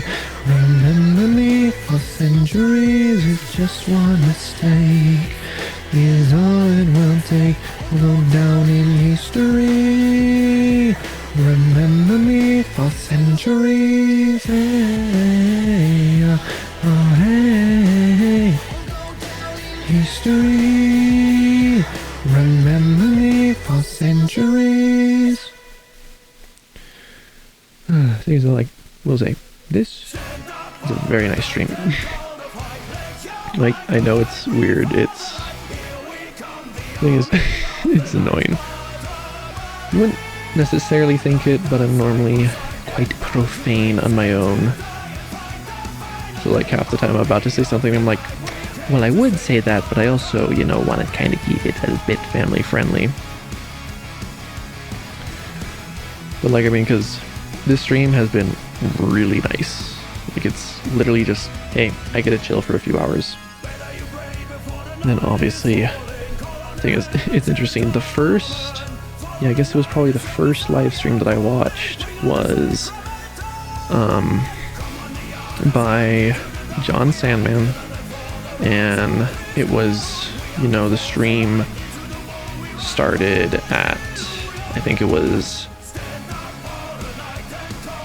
1 in the morning, and then it ended past 4. I think it was, I finally at 4 decided I should probably get to bed. But so I definitely know that you can get a good following if you are streaming at this sort of hour. Obviously, you're gonna get more people if you stream during the day, but because he ended up having, because I ended up watching him kind of regularly for a while. It was really funny because I would go and see, and I'd be at his streams. It was interesting because I think I was 15 at the time. So, obviously, when my parents eventually found out about it, they were not too happy with me. But, I remember though, he ended up, the main reason why he streamed at night, I think he had a day job, then he was married, and, he had other stuff to do, whatever. And then he did YouTube as well, and he had a bunch of things going on, basically. And so basically in the evening was when he could stream, because otherwise he had, whether it was, I think he was working or he was just spending time with his wife, whatever. But then, that was when he could stream. But then at one point in time, he ended up, for some reason or another, he was able to stream during the day. And then I think he had twice his viewer count. He had such a long sub train going on as well. basically he was like, wow, there's a lot of people actually wanting to watch me, but half of them, like, the way that I'd found out about him was through Mr. Wiffles and TBNR Frags back when they were big Minecraft YouTubers, which is also really weird because I watched Mr. Beast's Rock Paper Scissors tournament and seeing Preston, that it was like, man, I remember this guy was like solely a Minecraft YouTuber, because he started off, I think, with COD commentaries and gameplays and whatever, and then Minecraft came out, and obviously that blew up on YouTube. Heroes will come and be waiting for me, where the crowds would cheer when they see my face, and a voice keeps saying, this is where I'm meant to be, I'll be there someday. I can go the distance, I'll be find my way. If I can be strong, I know every mile will be worth my while. When I go the distance, I'll be right where I'm at.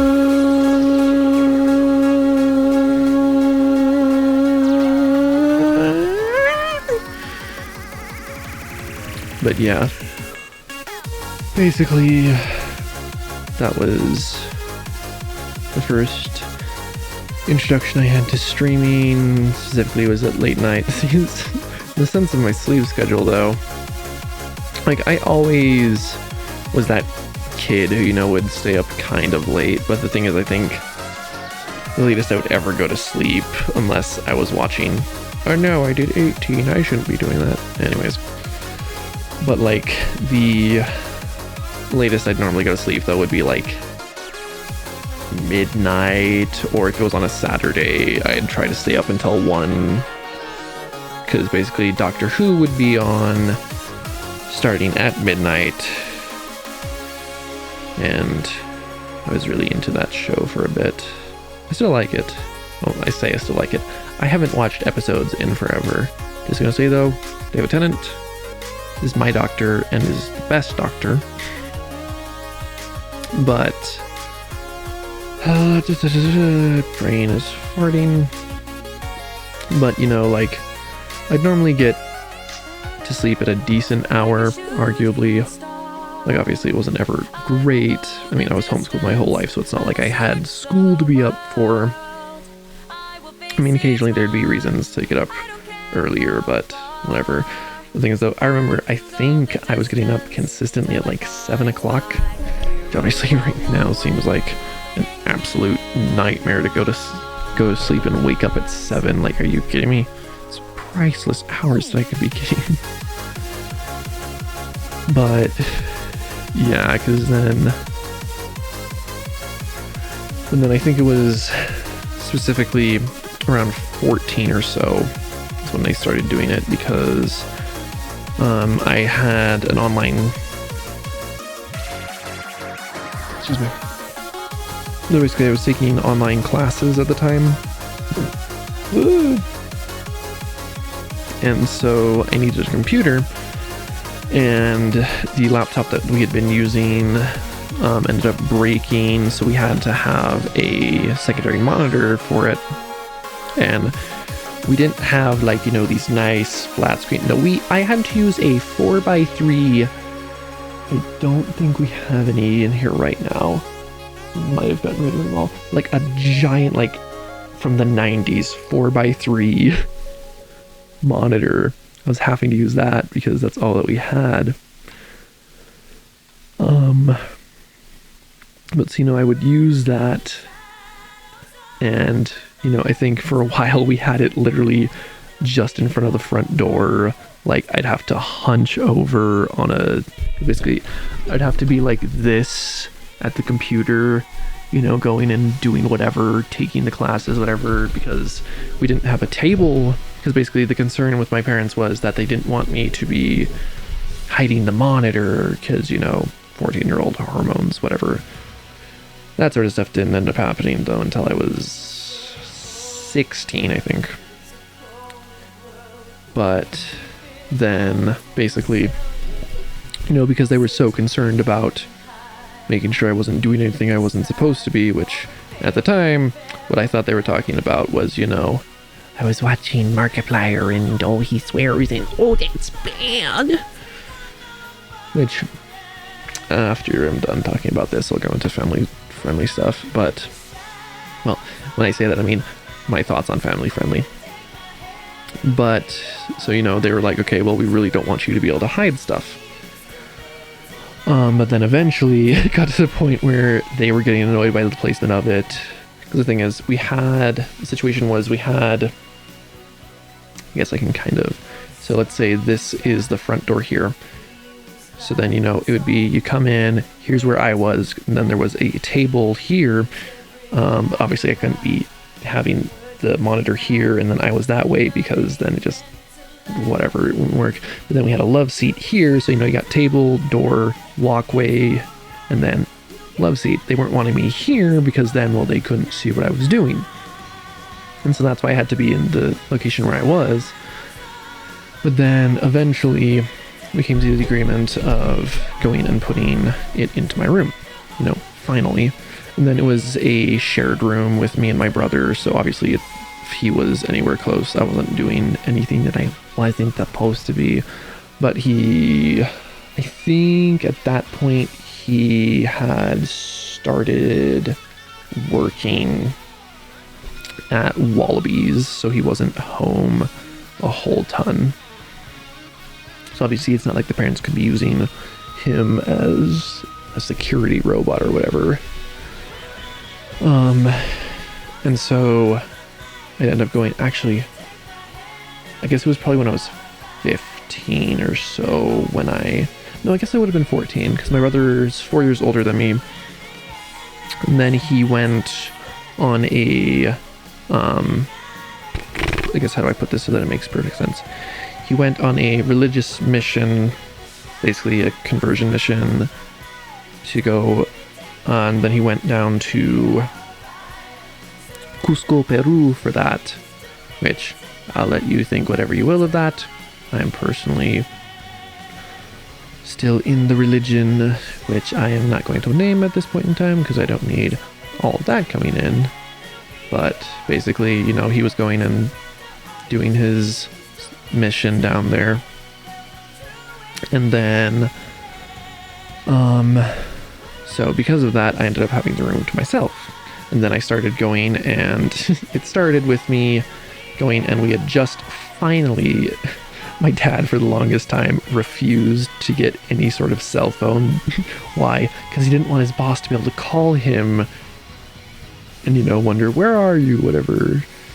And then eventually, I think what had happened was there was a lot of traffic, because there had been an accident around the time that my dad was getting off work and would have been on the freeway.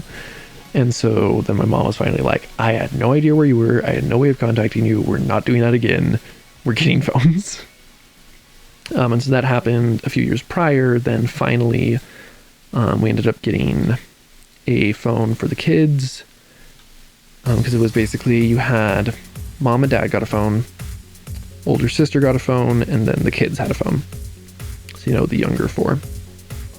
And so, older brother decided that, well, I get the phone because I'm the oldest, and so I should whatever. And then, what ended up happening is that once he left for his mission, and there's like saliva stuck in my mouth in weird places. Anyways. But so he went and he wasn't using the phone. We cleared it because basically he had turned it into his phone. But then what started happening was, because my parents would go to sleep at I think like 1 or so. I can't remember exactly when. But what started happening is that I would go, and it started with me first just sneaking the phone downstairs into my room, and I'd set it up so that I had a I had a blanket, because basically I was on a bunk bed, but it wasn't a parallel bunk bed, it was a perpendicular bunk bed. Basically, I'm here, here's the wall on the back. So then my bed's sticking out this way. So then I put a blanket covering, you know, where I'm sleeping, so that then I could go and have on very low volume. Also, I learned a lot about audio and how it travels through doing this sort of thing. But I'd go and be, you know, sleeping when in reality it's just that the light was off and that I had very low volume, the phone, and I was watching YouTube videos and whatever. Then, you know, this was all happening before we brought the computer down. Then once we finally brought the computer down, I was on that thing. Because the thing is, it's not like they could go and say, oh, well, we have to take it out of his room now. Because, well, it's whatever, past your bedtime. So then I ended up going and using that to stay up late. I think at some point, I think what it was is they would, you know, because it's a thing with a lot of computers where, you know, you can set a bedtime. But what I would do, I can't remember if we were on Windows 10 at that. Yeah, I think we were on Windows 10 at that point. So what I would do is I found a way to get around it, whatever. So, you know, I was up when I wasn't supposed to be. And then started watching streams and whatever. And then I ended up going, and after that inevitably got taken out of the room because I think A, brother was back, B, they'd found me out and they're like, we're not allowing this. And that's when I finally got situated here, where I am still to this day after like 3 years. It wasn't that computer that I first got put here, but it was, you know, a computer here. But I ended up going and starting to, instead, I would grab a little DVD player that my brother had, you know, one of those portable ones, and I'd go and bring that into bed. And then, you know, I was always terrified of mom and dad are gonna come find me, and so then I'd have it on like super low volume. Eventually I got headphones, and then just all sorts of stuff. And then obviously at this point I'm 18, obviously they prefer I'd have a more regular sleep schedule, but it's not like they're really able to say, oh, well, you have to be in bed at this point. I mean, they could. It just completely ruined the relationship, and I'd want nothing to do with them. But yeah, so that's basically how I got to the sleep schedule that I'm at right now, is a lot of not necessarily great choices that I made. I mean, I remember at one point in time, I'd have a religion class at, I think it was 9 in the morning, but I had missed a few days, whatever, so I had catch-up days to do. So what I would do is I was looking at unspeakable things on my phone. Hey, okay, cool, and that's how you get a big old block, because I don't need that spam here. Purge. Don't do that. I don't really care about your scams. They're not helpful. They probably take money, and they definitely don't work. If I see them again, then your account is getting banned. So if you actually want to, you know, be a part of the channel, you know, you can always be a decent person and just say hi. But I'm trying to think. Yeah. So that's basically that. Then in the sense of family-friendly stuff, since I said I was going to talk about that. United cuddling is higher than heaven. So basically, as I said, normally on my own I am quite profane. Just said might shock some people. But yeah, because basically the reason why I haven't been super profane on stream is because the intent is that I want this to be, I mean, obviously I technically have to say this now, it's not content made for kids, it's content though that can be watched by any age.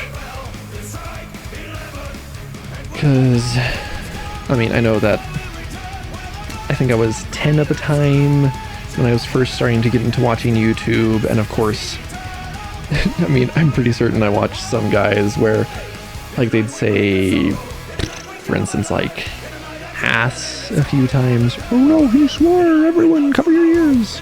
Or I guess they said. Anyways, should not be doing that. But like I knew some words, but like I'm pretty certain that I went and looked at them when I got older, and like they were cursing so much harder than that, like F-bombs out the wazoo, whatever.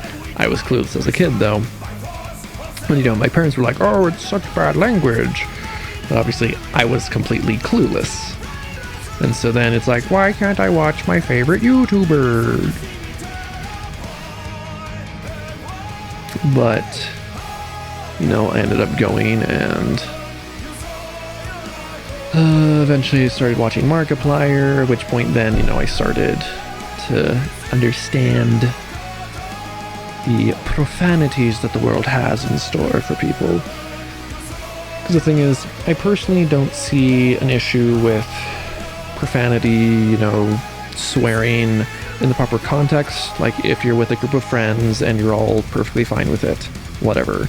If, like, I mean, personally for me, like, when I end up going and eventually start making, like, YouTube content, not just putting my VODs on YouTube, whatever, but, like, I want to go and if any time, like, I mean, sometimes I might just literally be like, I'm gonna have no filter for this, and so then it would be, okay, here's a warning, and like that sort of thing I find perfectly fine, because it's like, okay, there is knowledge of what is going to be coming up, there's knowledge of that, whatever, so we're able to go and be fine with that. Like, I mean, for people who have been in my streams before, you've seen when people have cursed or whatever, or when I played Hunt Showdown a couple months back with Nubcake and Spuznut, like, they were swearing, whatever, which, I mean, obviously, I'd have preferred they'd not, but it's not like it was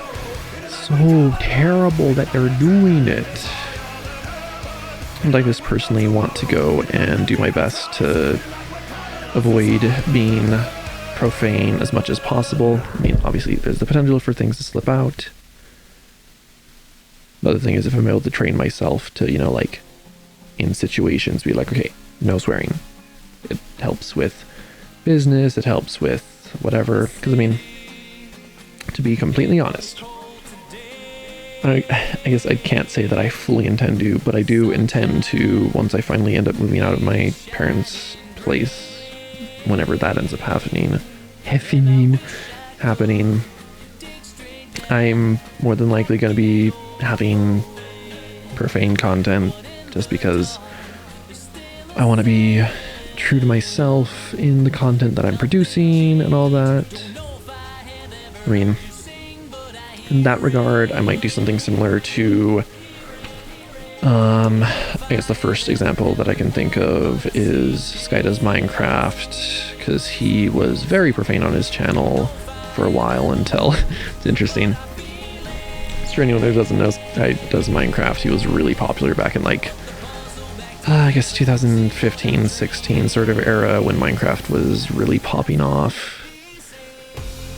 I guess he started back when Minecraft first was popping off, but then he stayed with it. But he ended up going and making a decision after going to a meet and greet at a library where he saw a bunch of kids. He's like, okay, I'm going to have my profane content separated from my regular content, because then it's like, okay, kids can watch this. Those who don't care can watch this. Or I think Ninja as well has like an after hours stream, so basically it's, you know, he's streaming for the whole day for everyone, and then he ends up going and being like, okay, now it's past whatever time, so now it's swear o'clock, whatever. So I might do something like that, or I might just end up going and not really caring too much and just being like, okay, if I swear, I swear, if I don't, I don't. I mean, obviously, if, like, for instance, I'm playing something like,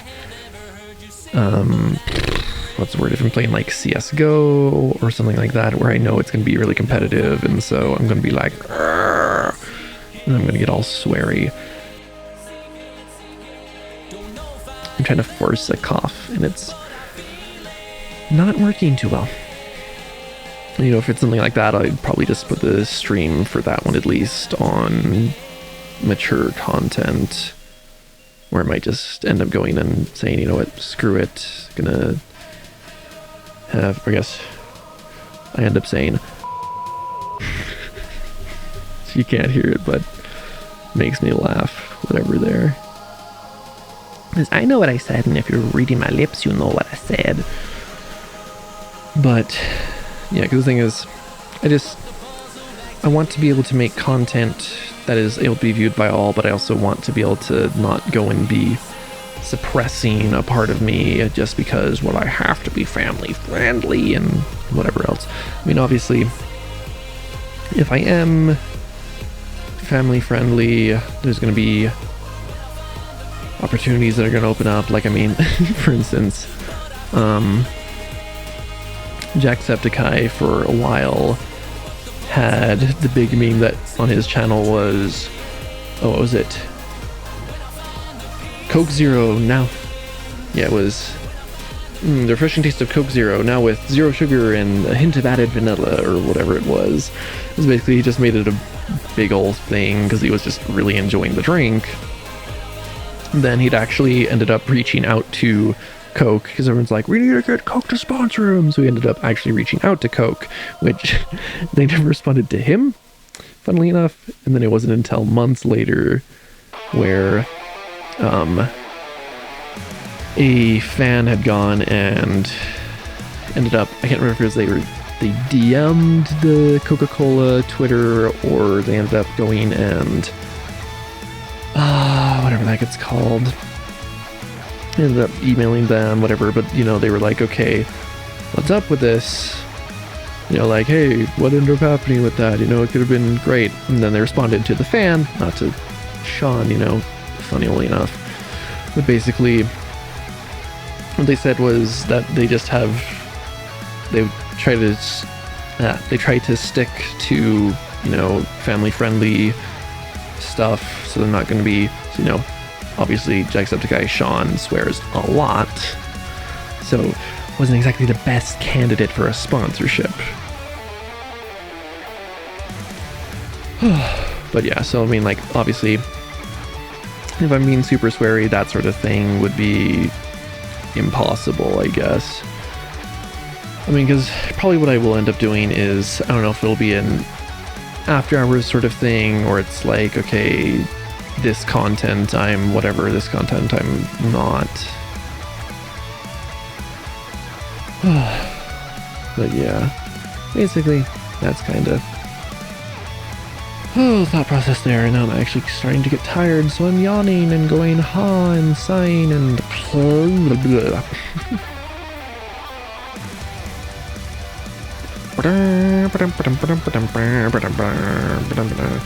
and if you think the way I talk is funny, shut up your face, shut up your face.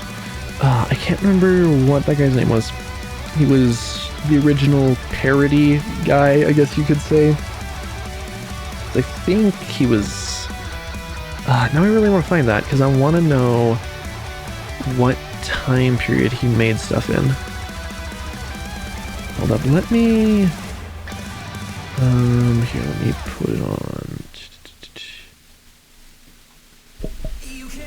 Down and left in my door, and I won't get you back in no more.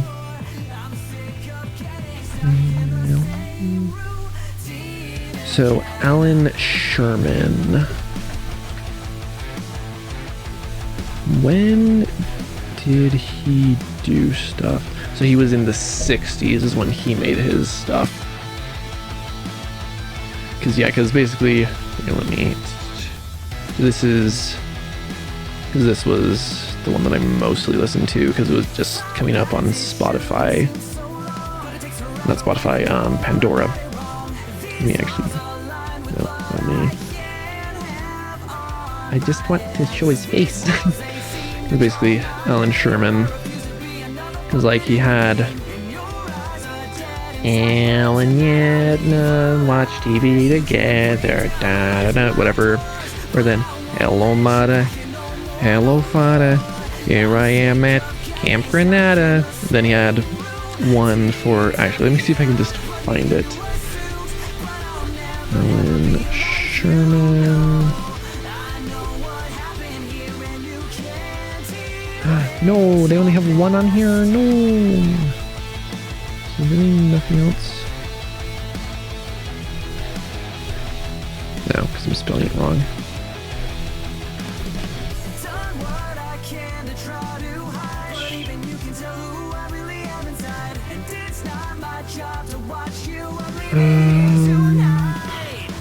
Maybe one day we'll find the man that day.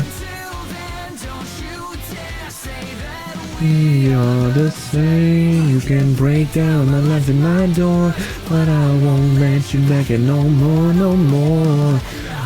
You're getting stuck in the same room. I guess he might have been born in the 60s then. I'm seeing that like this was released in 2005.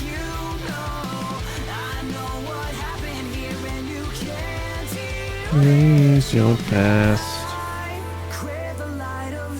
Okay, so I'm gonna cue this up then. Okay, anyways, so you'll be able to hear a very interesting song. My doors, but I won't let you back in no more, no more. And you're getting stuck in the same routine. Me into a suit, but I'll never ever be like you, no. I know what happened here and you can't erase your past. One day you'll find humanity. So basically, this is the song.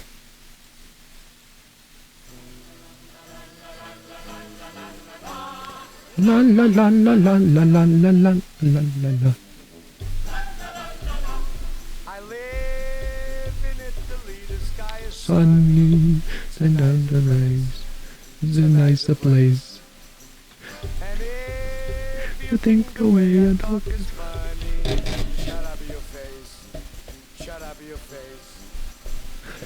Americans and Jews, I don't know when. It's just the same. It's just the same. 20 hours, you don't know the real Lauren. Please be ashamed. Please don't be ashamed. Hilda, that's to be the cute. Vespa, that's the Lauren's root. And if you in a nice mood for some nice Italian food, feel with cheese on it. La la la la la la la la la la la la la. So I guess he's not the original. I just know that he definitely seemed like he made a lot of older stuff. Because the thing is, basically, he just goes and takes these older. I think most of the songs that he does doesn't even like they don't even have lyrics.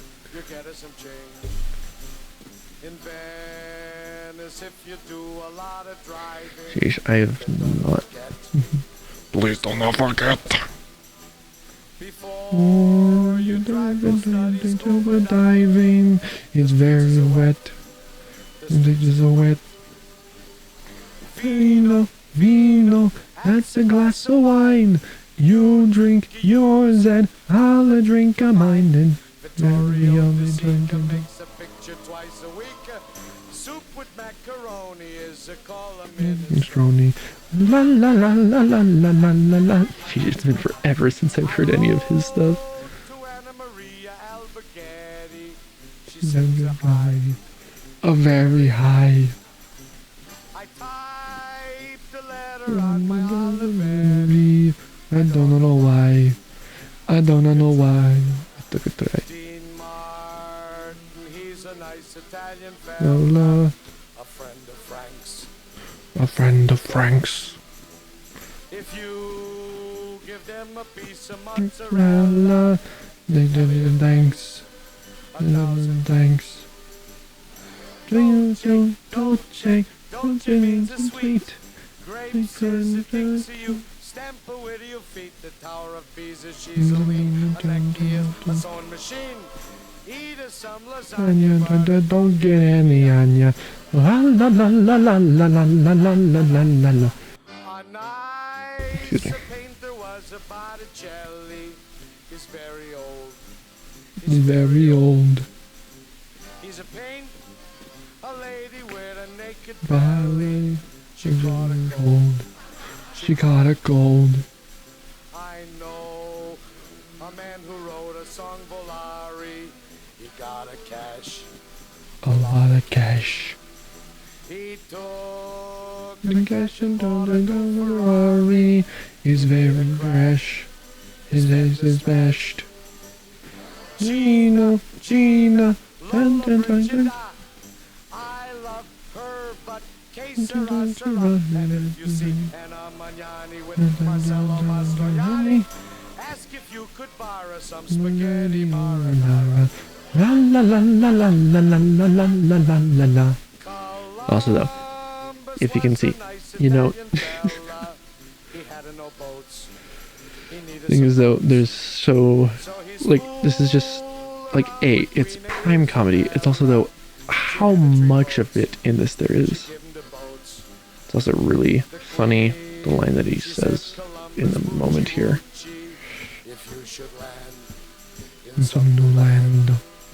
Please name it for America's Vespucci, 'cause he's a nice Italian man. Nina, Pinta, and the Saint Marie. 1492 they sailed the sea. They found the land and it was grand. And then Columbus, he's proclaimed, I call this land America. A nice Italian name. Americans, a nice Italian name. Because the actual naming did not happen from Christopher Columbus. It was a few decades. I don't know if it was decades, but it was a few years before Christopher even landed that it was named. Also, the song, great game. Been playing it recently, quite fun. I might stream it at some point. I don't know. Need to get loud, loud, loud, loud. I can take you to the. Although now I'm just thinking about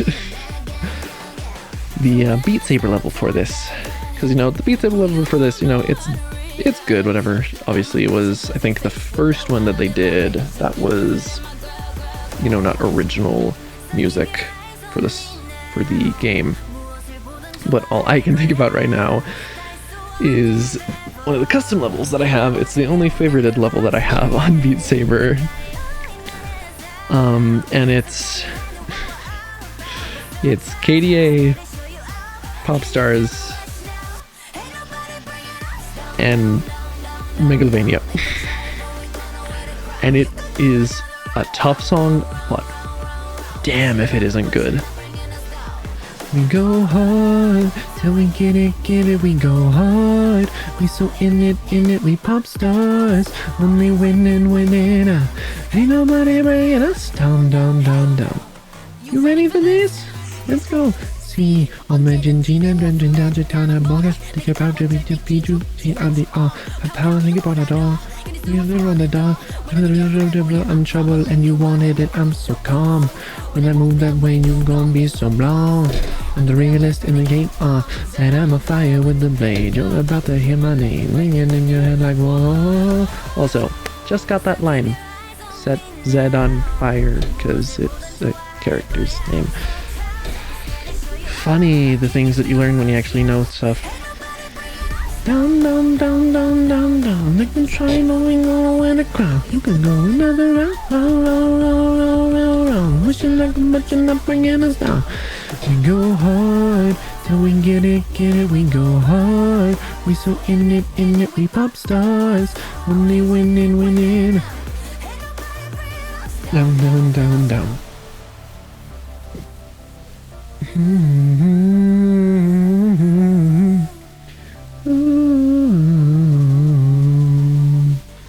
Oh, down those Louisiana. Oh, we go hard. Oh, we pop stars. Ain't nobody bringing us, ain't nobody bringing us down, down, down, down, down, down. They can try moving on a way ground. You could go another round, round, round, round, round, round. This you nothing but you're not bringing us down.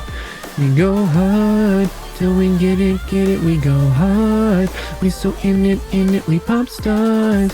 Only winning, winning. Ain't nobody bringing us down, down, down, down. Yeah. So, you know, this is the kind of songs that we'd listen to all the time when I was younger. Because also, I don't know why, but recently I have really been rediscovering Chicago and Air Supply. They're just so good. So damn good. And I want you here with me. From tonight until the end of time. You should know, everywhere I go, you're always on my mind. You're in my heart, in my soul. Baby, you're the meaning.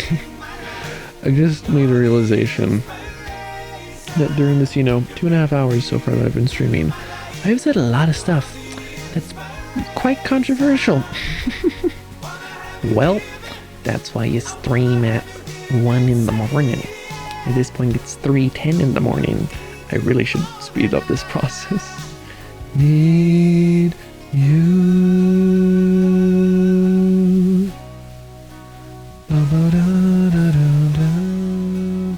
Although, hey, since I'm guessing the majority of people who end up seeing this will only see it after it's a VOD. I guess obviously that, but on the VOD channel. Hi YouTube. Don't hate me for everything I've said. Don't take the video down. These are my opinions and my opinions alone. Yeah, that whole thing. Till the end of time. I guess my opinions and a few literal facts, at least story-wise. I say story-wise, with stories, I should say. Like, obviously, stuff about my great-grandfather was all factual. I mean, obviously, it's coming from the mouth, came from the mouth, however you want to determine it. It was coming from the mouth of a very old man trying to recall stuff that happened years before. Need you more than I need you.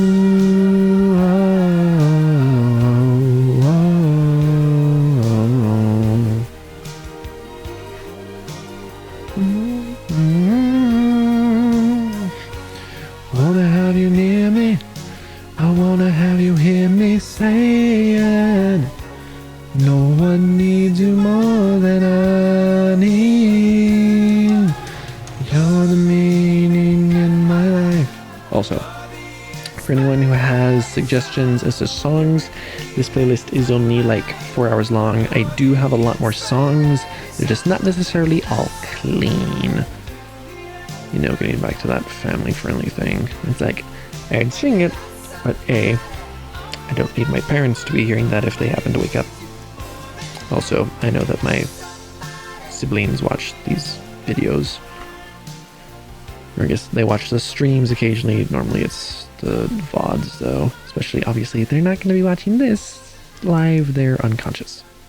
Which, I swear, if this thing has not been going live like this whole time, obviously I'm figuring it has, given the fact that I still have my bitrate constant, whatever, but you never know, because the thing is, this is one of the more annoying things that my parents do.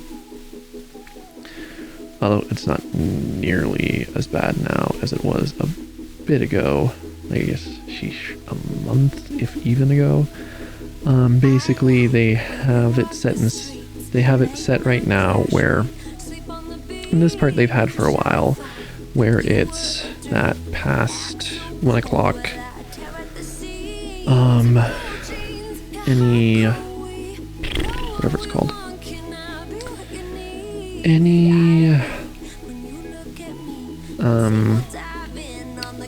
internet addresses that have anything to do with whatever it's stinking called. Again, right there. Really want to just say effing. But anything with video in it, like it's a video platform, past 1 o'clock, the DNS server, whatever, just prohibits the access of it directly. If I turn on a VPN, I can access it, but obviously then it's on a VPN, which I'm not paying for, so obviously that's going to be slower. Then there's the fact, though, at past 3 o'clock, right now, it's that past 3 o'clock, anything with gaming in it is prohibited, but for a while, I want to say a good, like, what was it, 5 months at least, they had it set so that at 3 o'clock, no questions asked, the router would just stop allowing access to the internet. So basically at this point, the stream would have just straight up cut off as soon as 3 o'clock came around. Now, luckily, with the video thing at least, if the connection started, I think it's for everything with it because of the way that the DNS works, but basically, so long as the connection was established before the ban, or I guess the blacklist, whatever, was put in place, then the connection will stay stable. But if you try to get a different connection, it will get disrupted by the blacklist and then be prohibited. So obviously that's why if for some reason the stream were to go down because of my computer, that'd be the end of the stream. Things though, but the thing is, yeah, that 3 o'clock thing was really annoying. Basically, I'd started, you know, consistently being awake at those hours just because I literally couldn't get to sleep until like 5 in the morning. So then it's like, oh hey, now I'm just either stuck on my phone watching YouTube or doing unspeakable things. And then, you know, that'd be its own pain in the butt. But then it was either that or turn on a hotspot so that I could go in. I think I was technically able to do YouTube videos, but they'd always have to be in like 144p, whatever. Like, I think it was 480p was the highest it would be able to go with a consistent connection. Thing is though, especially when that was going on, since this game uses, this Coloring Pixels, it uses up so little internet when it does anything, it would actually be able to go and send the information to Steam of completing a level. I'd stay on it for a while just to make sure that it actually did, because I am a achievement, I guess it might not be the most appropriate word, but I am an achievement whore. If you can give me an achievement for something, I will hunt that thing down until I accomplish it. But basically, so like I would go, I'd finish a picture in this, and then I'd just sit for like 5 minutes waiting for, the thing is, the blacklist, it wouldn't 100%, I guess it wasn't the blacklist, it was the shut off, it wouldn't 100% turn off the internet. Basically, it would put it down though to like stinking like 2 bytes a second, like just an extremely low internet speed. This thing is normally, I think I get like, I want to say it's around, I can't think of the number exactly, it's like, I think it's, I just can't remember the name. Anyways, name the amount, but like I have a decent internet speed,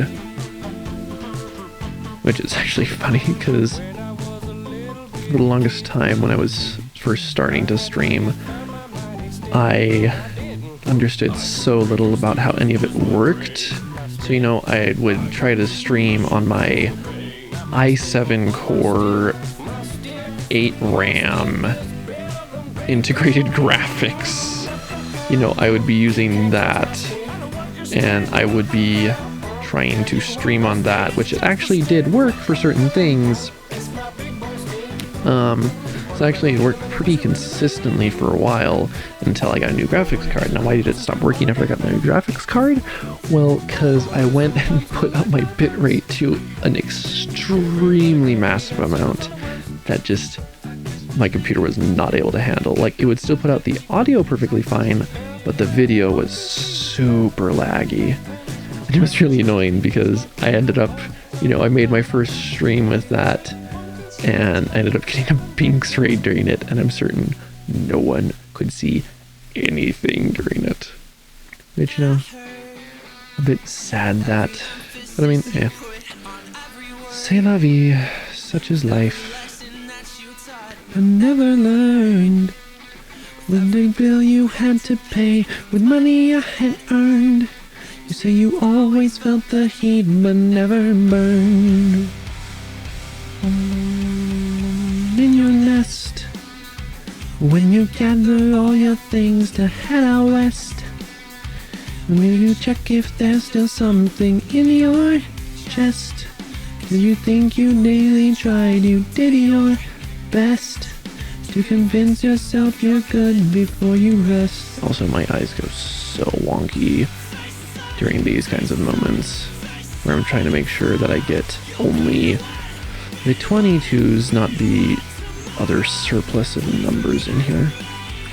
I was 17, break your neck, break your neck, break your neck and fall.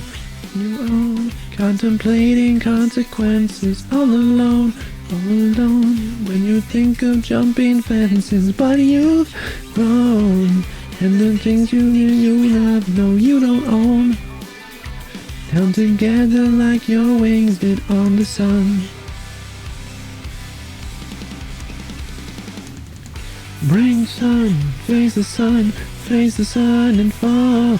You'll be the one, be the one, be the one tomorrow. Ow, my hand is starting to cramp and it hurts and owie, ow, ow. I will say, I really want a bigger room. I was trying to put clothes away yesterday. That was a nightmare. I was like, I know that I definitely need to go through the clothes that I have and just the ones that I literally don't ever wear, go and either donate or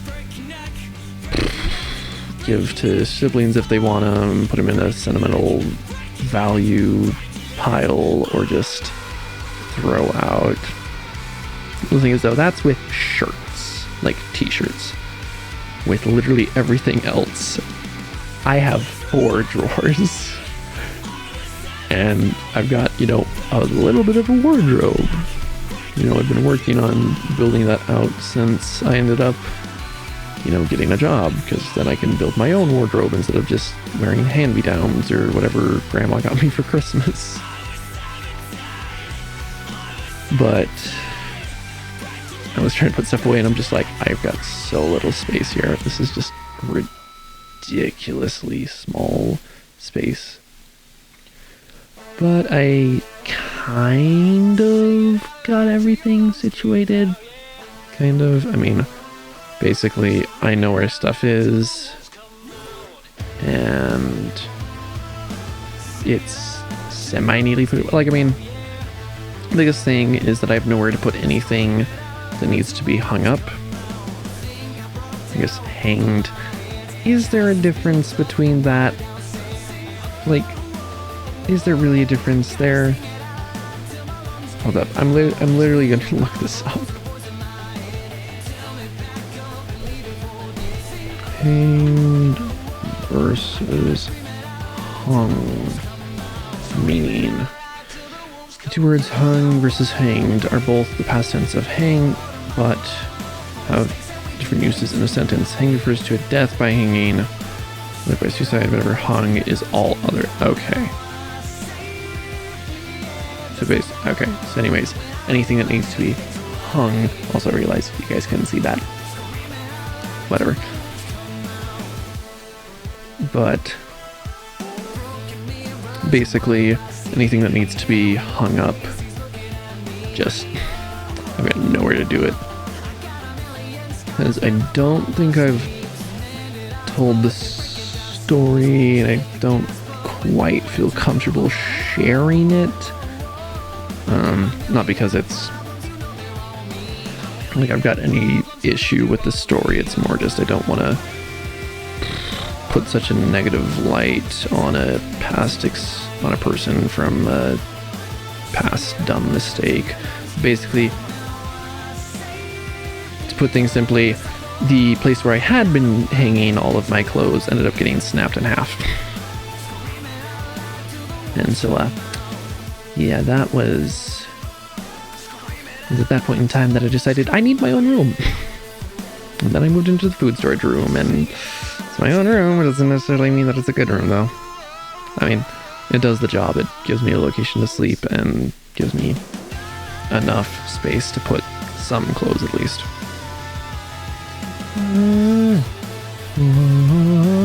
Sing it out loud till your lungs you don't know. Safely in the sorrow when I don't wanna make things right. Scream it out loud till the wolves come out. No, I wait all the memories from mistakes that we can make tonight. Now I'm safely in the sorrow when I don't wanna make things right. Scream it out loud till the wolves come out. Scream it out loud till the wolves come out.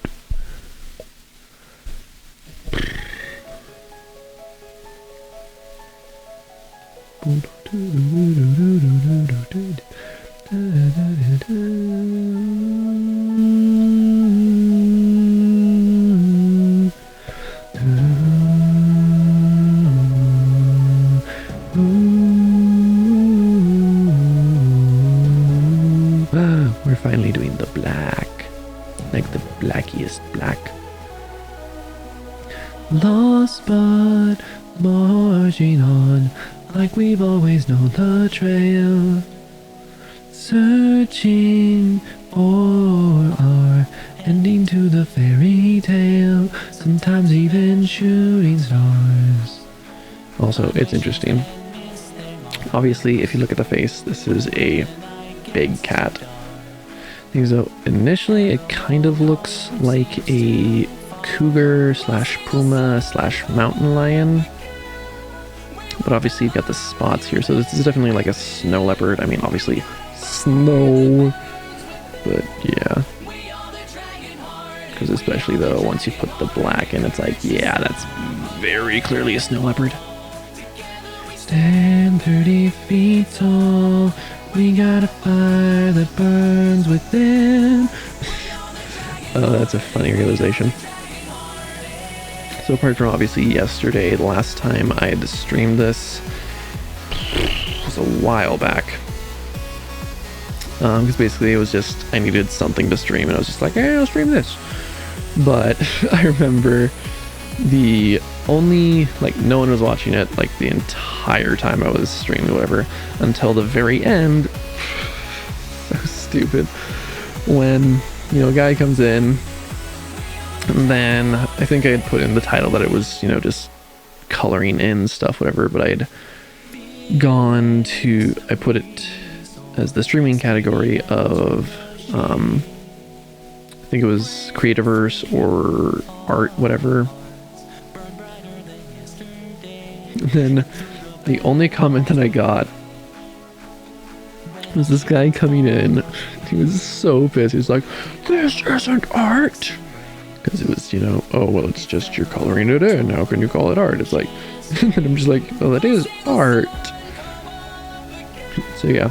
So Currently, though, apart from obviously yesterday's stream, we actually had a couple people stop by. That was nice. But apart from that, the only comments that I've received at all for this game is spam and people dissing on me. Gotta love it. I am so washed out on camera. Is that me? Let me try lower that a bit. Does that help? I mean, I guess it's annoying because we got just the blue here from this.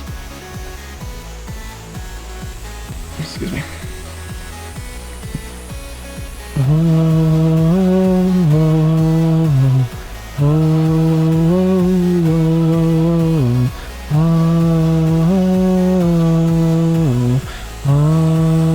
The dragon-hearted, standing tall, forever united.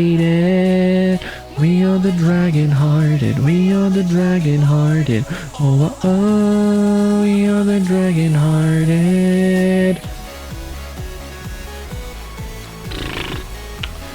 I think I had a thought. What was I talking about? Right. The thing is, though, apart from, you know, having my own room and having that space, and this is initially what I was talking about it for, was I just want to be able to have a nice place to set up for streaming stuff, because then I can go, and especially once I end up getting like key lights or whatever, just, you know, my own lights, because right now I'm using an old light. When I say old, I'm using a light that is supposed to go like on a DSLR camera for like actual photography, not for, you know, streaming. I just have it behind the webcam. But, you know, because like I want to get, so basically with the streaming stuff, like, I mean, the plan is to go professional with this. That's what the plan's always been since I had the initial thought of making content when I was like 13, I think. Obviously, you know, 13-year-old trying to make it big on YouTube wasn't gonna happen. Fight for your life, we must fight for the power and the glory. Roots force LA. But, you know, like the plan's always been to go professional, but the thing is, I mean, obviously, right now, apart from the physical side of everything, I've got basically all I'd ever need apart from a better microphone, because this thing is a newer, I don't know how it's pronounced, NEEWER 700. So like it's a really, I think this thing was $30. Basically it was just, I wanted a XLR microphone. I think I got this when I was 15, because I bought the microphone myself, but then I needed to get a power supply, and I got that for, I think, my 15th birthday. Yeah, unless it was my 14th birthday, I can't remember exactly. No, I think it was 16th actually, because I was in seminary at that point. Those who don't know, seminary was just a religion class in high school, because that was the one high school class that I actually took at the high school, because it was the only place where I could take it. Of resistance, it is time to make our stand. No longer will our sagging tracks enslave our ancient land. Can Commander rally for, engage in nuclear force.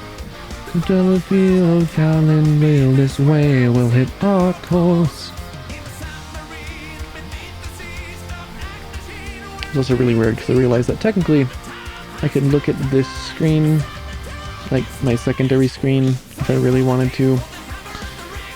But I like the fact that, you know, this one's a lot bigger, because obviously I still, because the second screen isn't just, you know, the whatever, it isn't just, you know, full screen of OBS, it's got other stuff on it, it's got all my information, and yeah.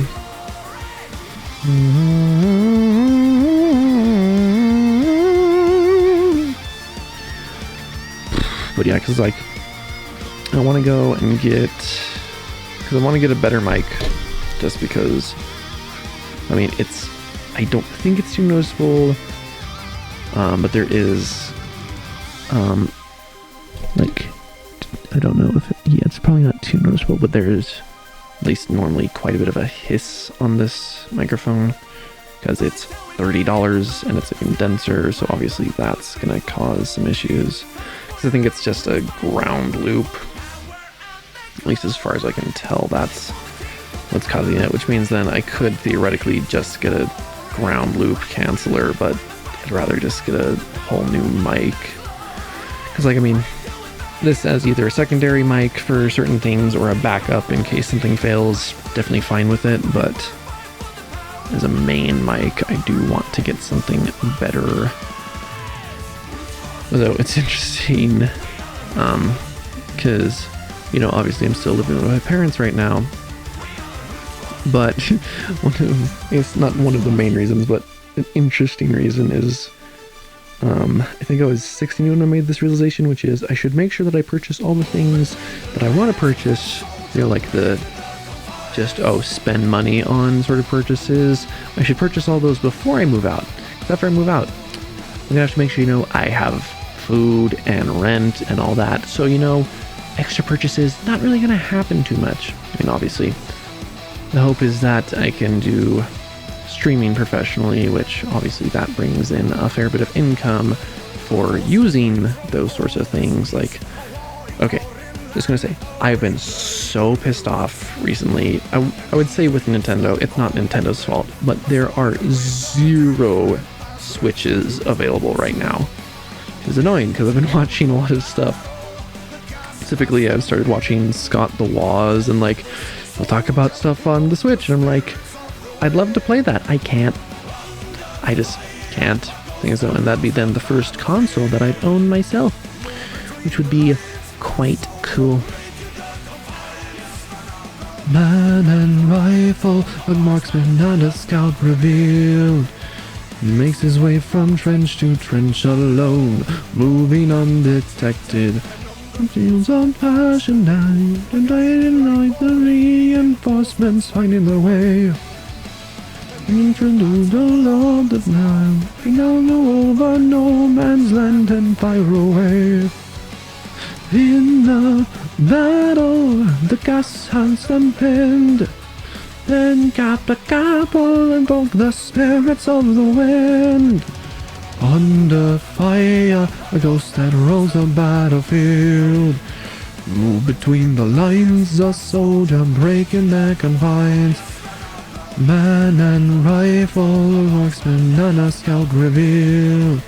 Makes his way from trench to trench alone, moving undetected. Again, just gotta love Sabaton. Just like, their sound's good, the songs are phenomenal. Like, what's in the songs, the messages and everything, just so good. Very good, I see.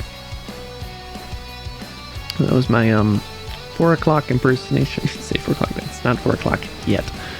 That was my yeah, no, we'll go with 4 o'clock. It's only 20 minutes away. That was my 4 o'clock impression of Yoda. Rate it in the comments below. I'm surprised if I get anything over a 2. Under fire, a ghost that under fire, a ghost that roams the battlefield. Move between the lines, a soldier breaking their confines. Man and rifle, a marksman and a scout reveal. Makes his way from trench to trench alone, moving undetected. Throughout the war, made his way until the end, alive. I don't know why that has such a low audio mix on it, though. I think that was very quiet. Also, for anyone who's played Subnautica, don't at me. This is the best song in the whole soundtrack, at least to listen to by itself. Some of the other ones, you know, they're cool, and especially in-game, I'm saying this as if I actually played Subnautica. I've seen gameplay of it. I own Subnautica. I just have not played it. Mostly because I've seen the gameplay of it and I know the entire story.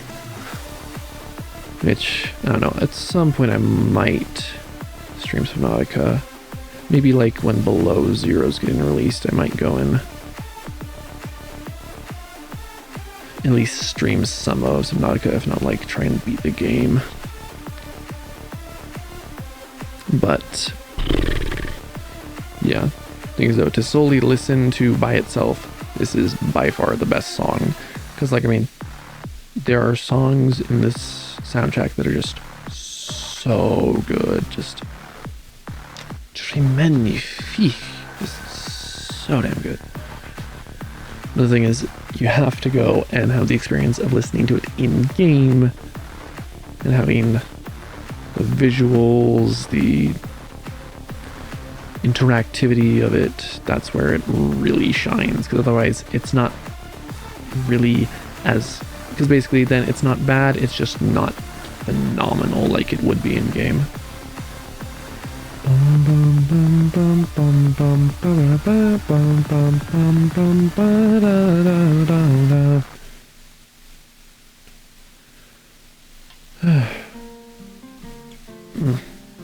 Okay, just gonna say, I haven't listened to the original of this song, at least in a while. I think I've heard snippets of it, but I really enjoy this version of it. And also, Dan Avidan, also known as Danny Sexbang, a phenomenal singer. Tower alone on the sea, doing time, the night in the dark side of me. Like that. At least right now I cannot hit that at all. You know that when it snows, my eyes become blue. Light that you shine can be seen. Baby, I compare you to a kiss from a rose on the grave. Ooh, the more I get at you, the sweeter it feels, yeah. Now that your rose is in bloom, the light hits the blue on the grave. So I've only heard one other song on this album, EP, whatever it is for this, which is Sage, Rosemary, and Thyme, which is very nice. Very nice to listen to.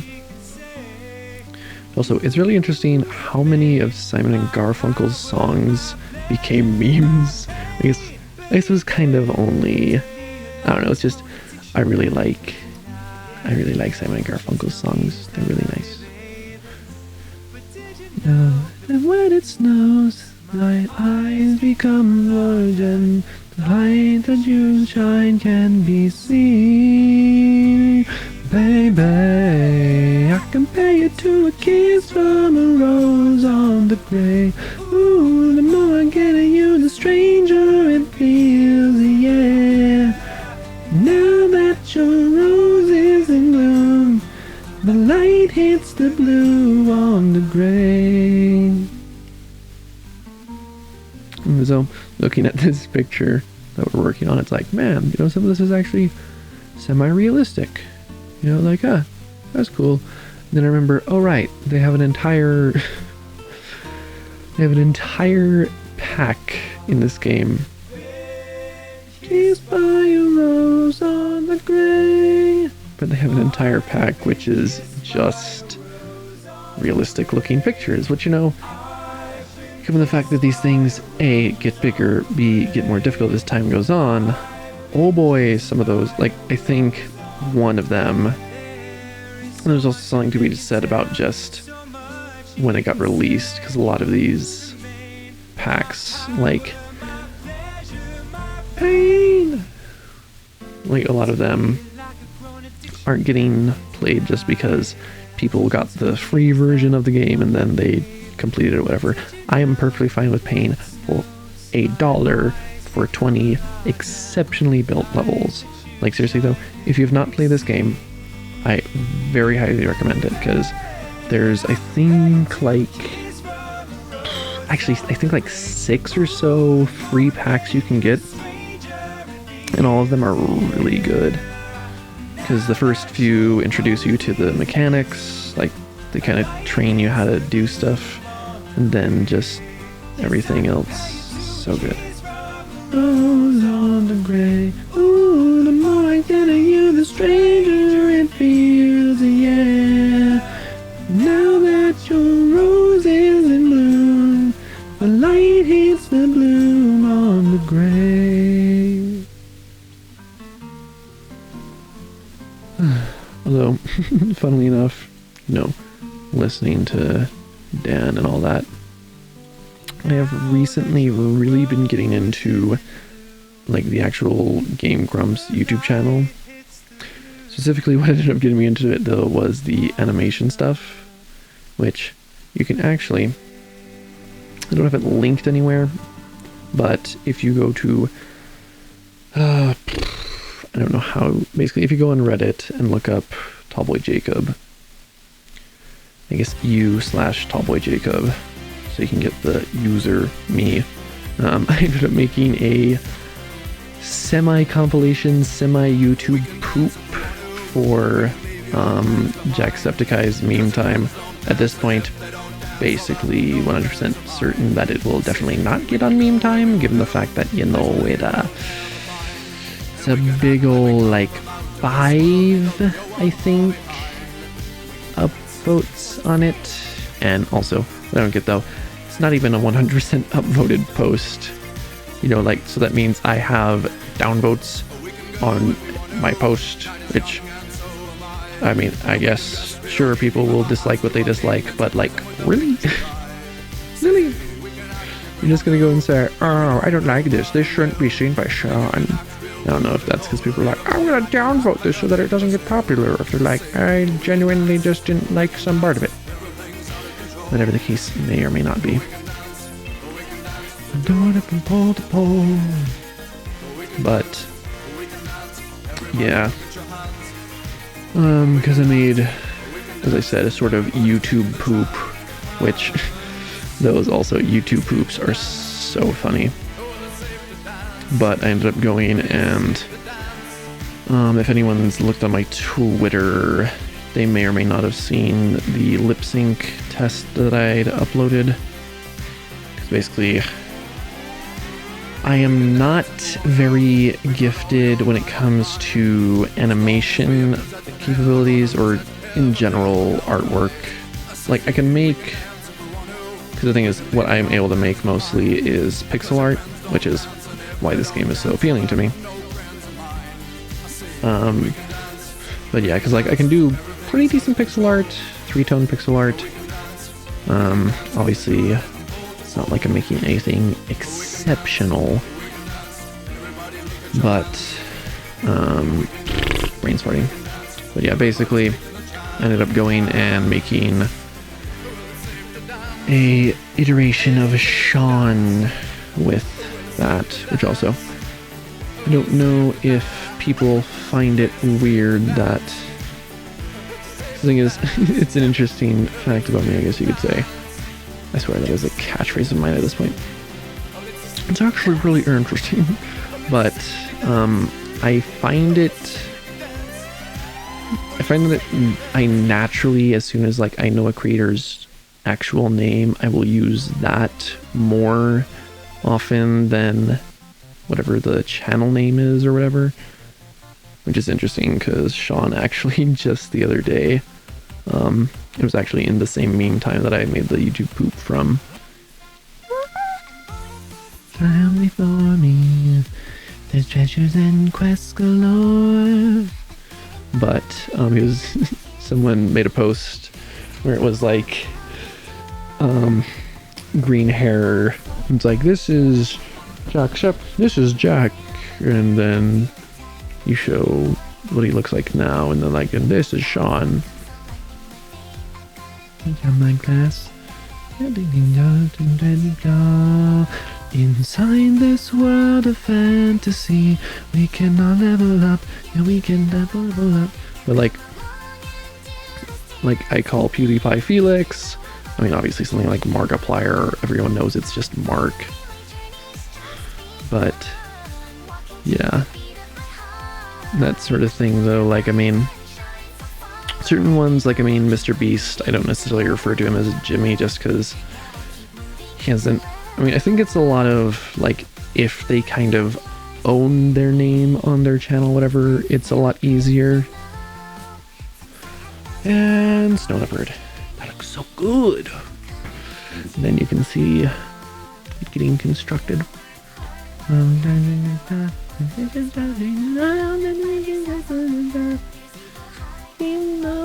Yeah, that is definitely like just a real picture that was pixelated.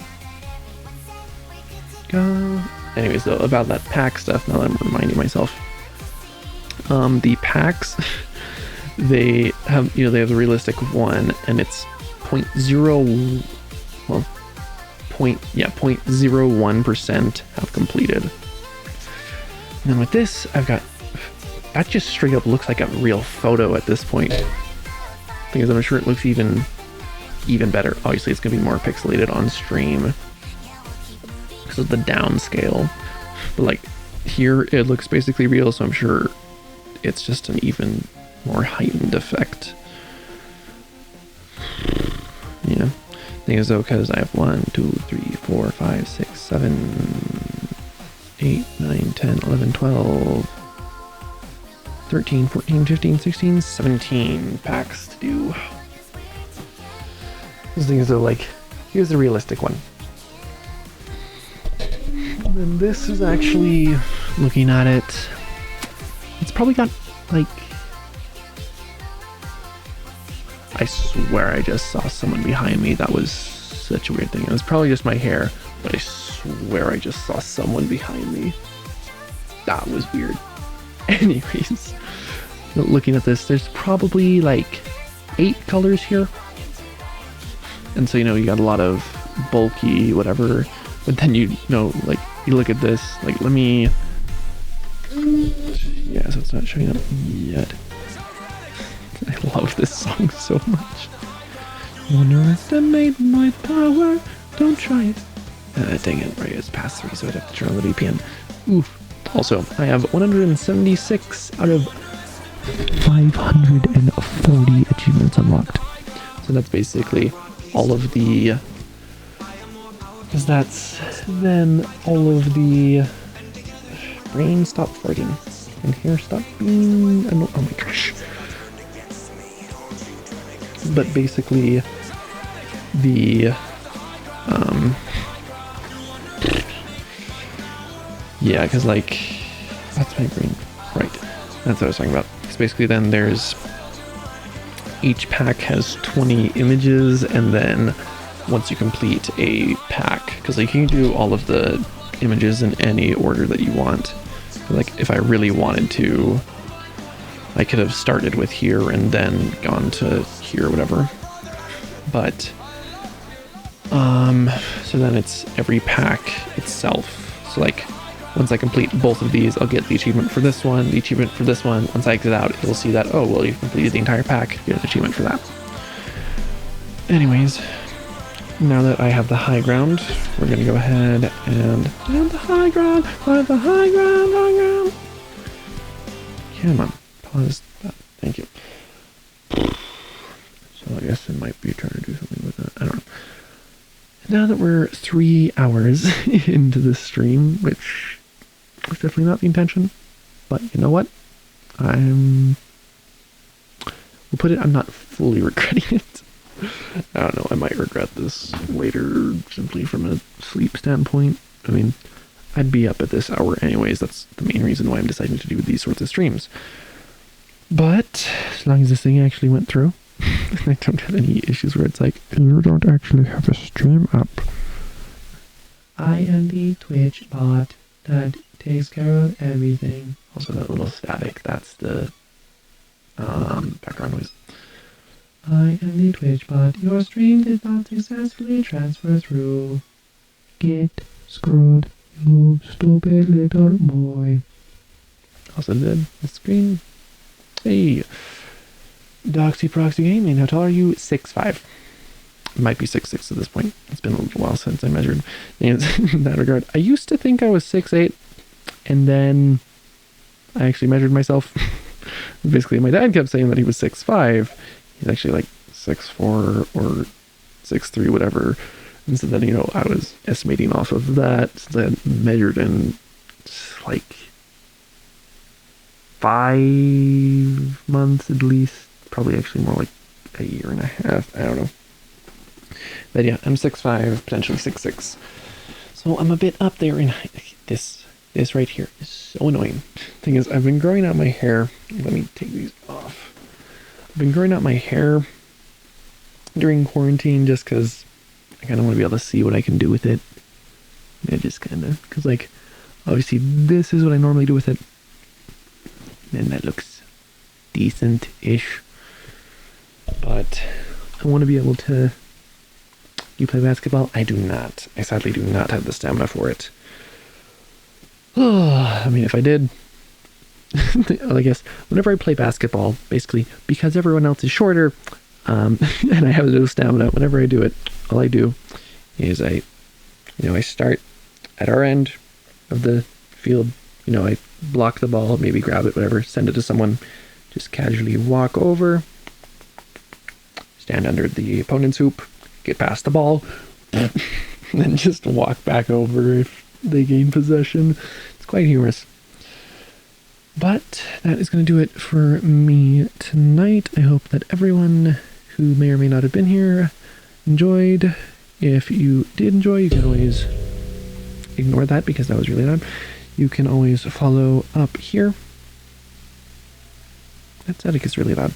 Anyways, you can always follow up here at Twitch because my brain is farting since it's 4 in the morning. But you can always follow me here on Twitch, up there.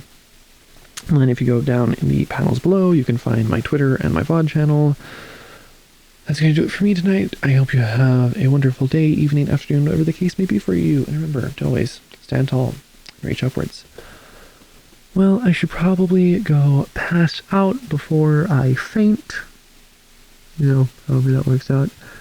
Have a good night, everyone. I will be back tomorrow during the day. It might end up being like 6 that I start the stream. But yeah, and then tomorrow we're starting the charity stuff. So I will see you all then.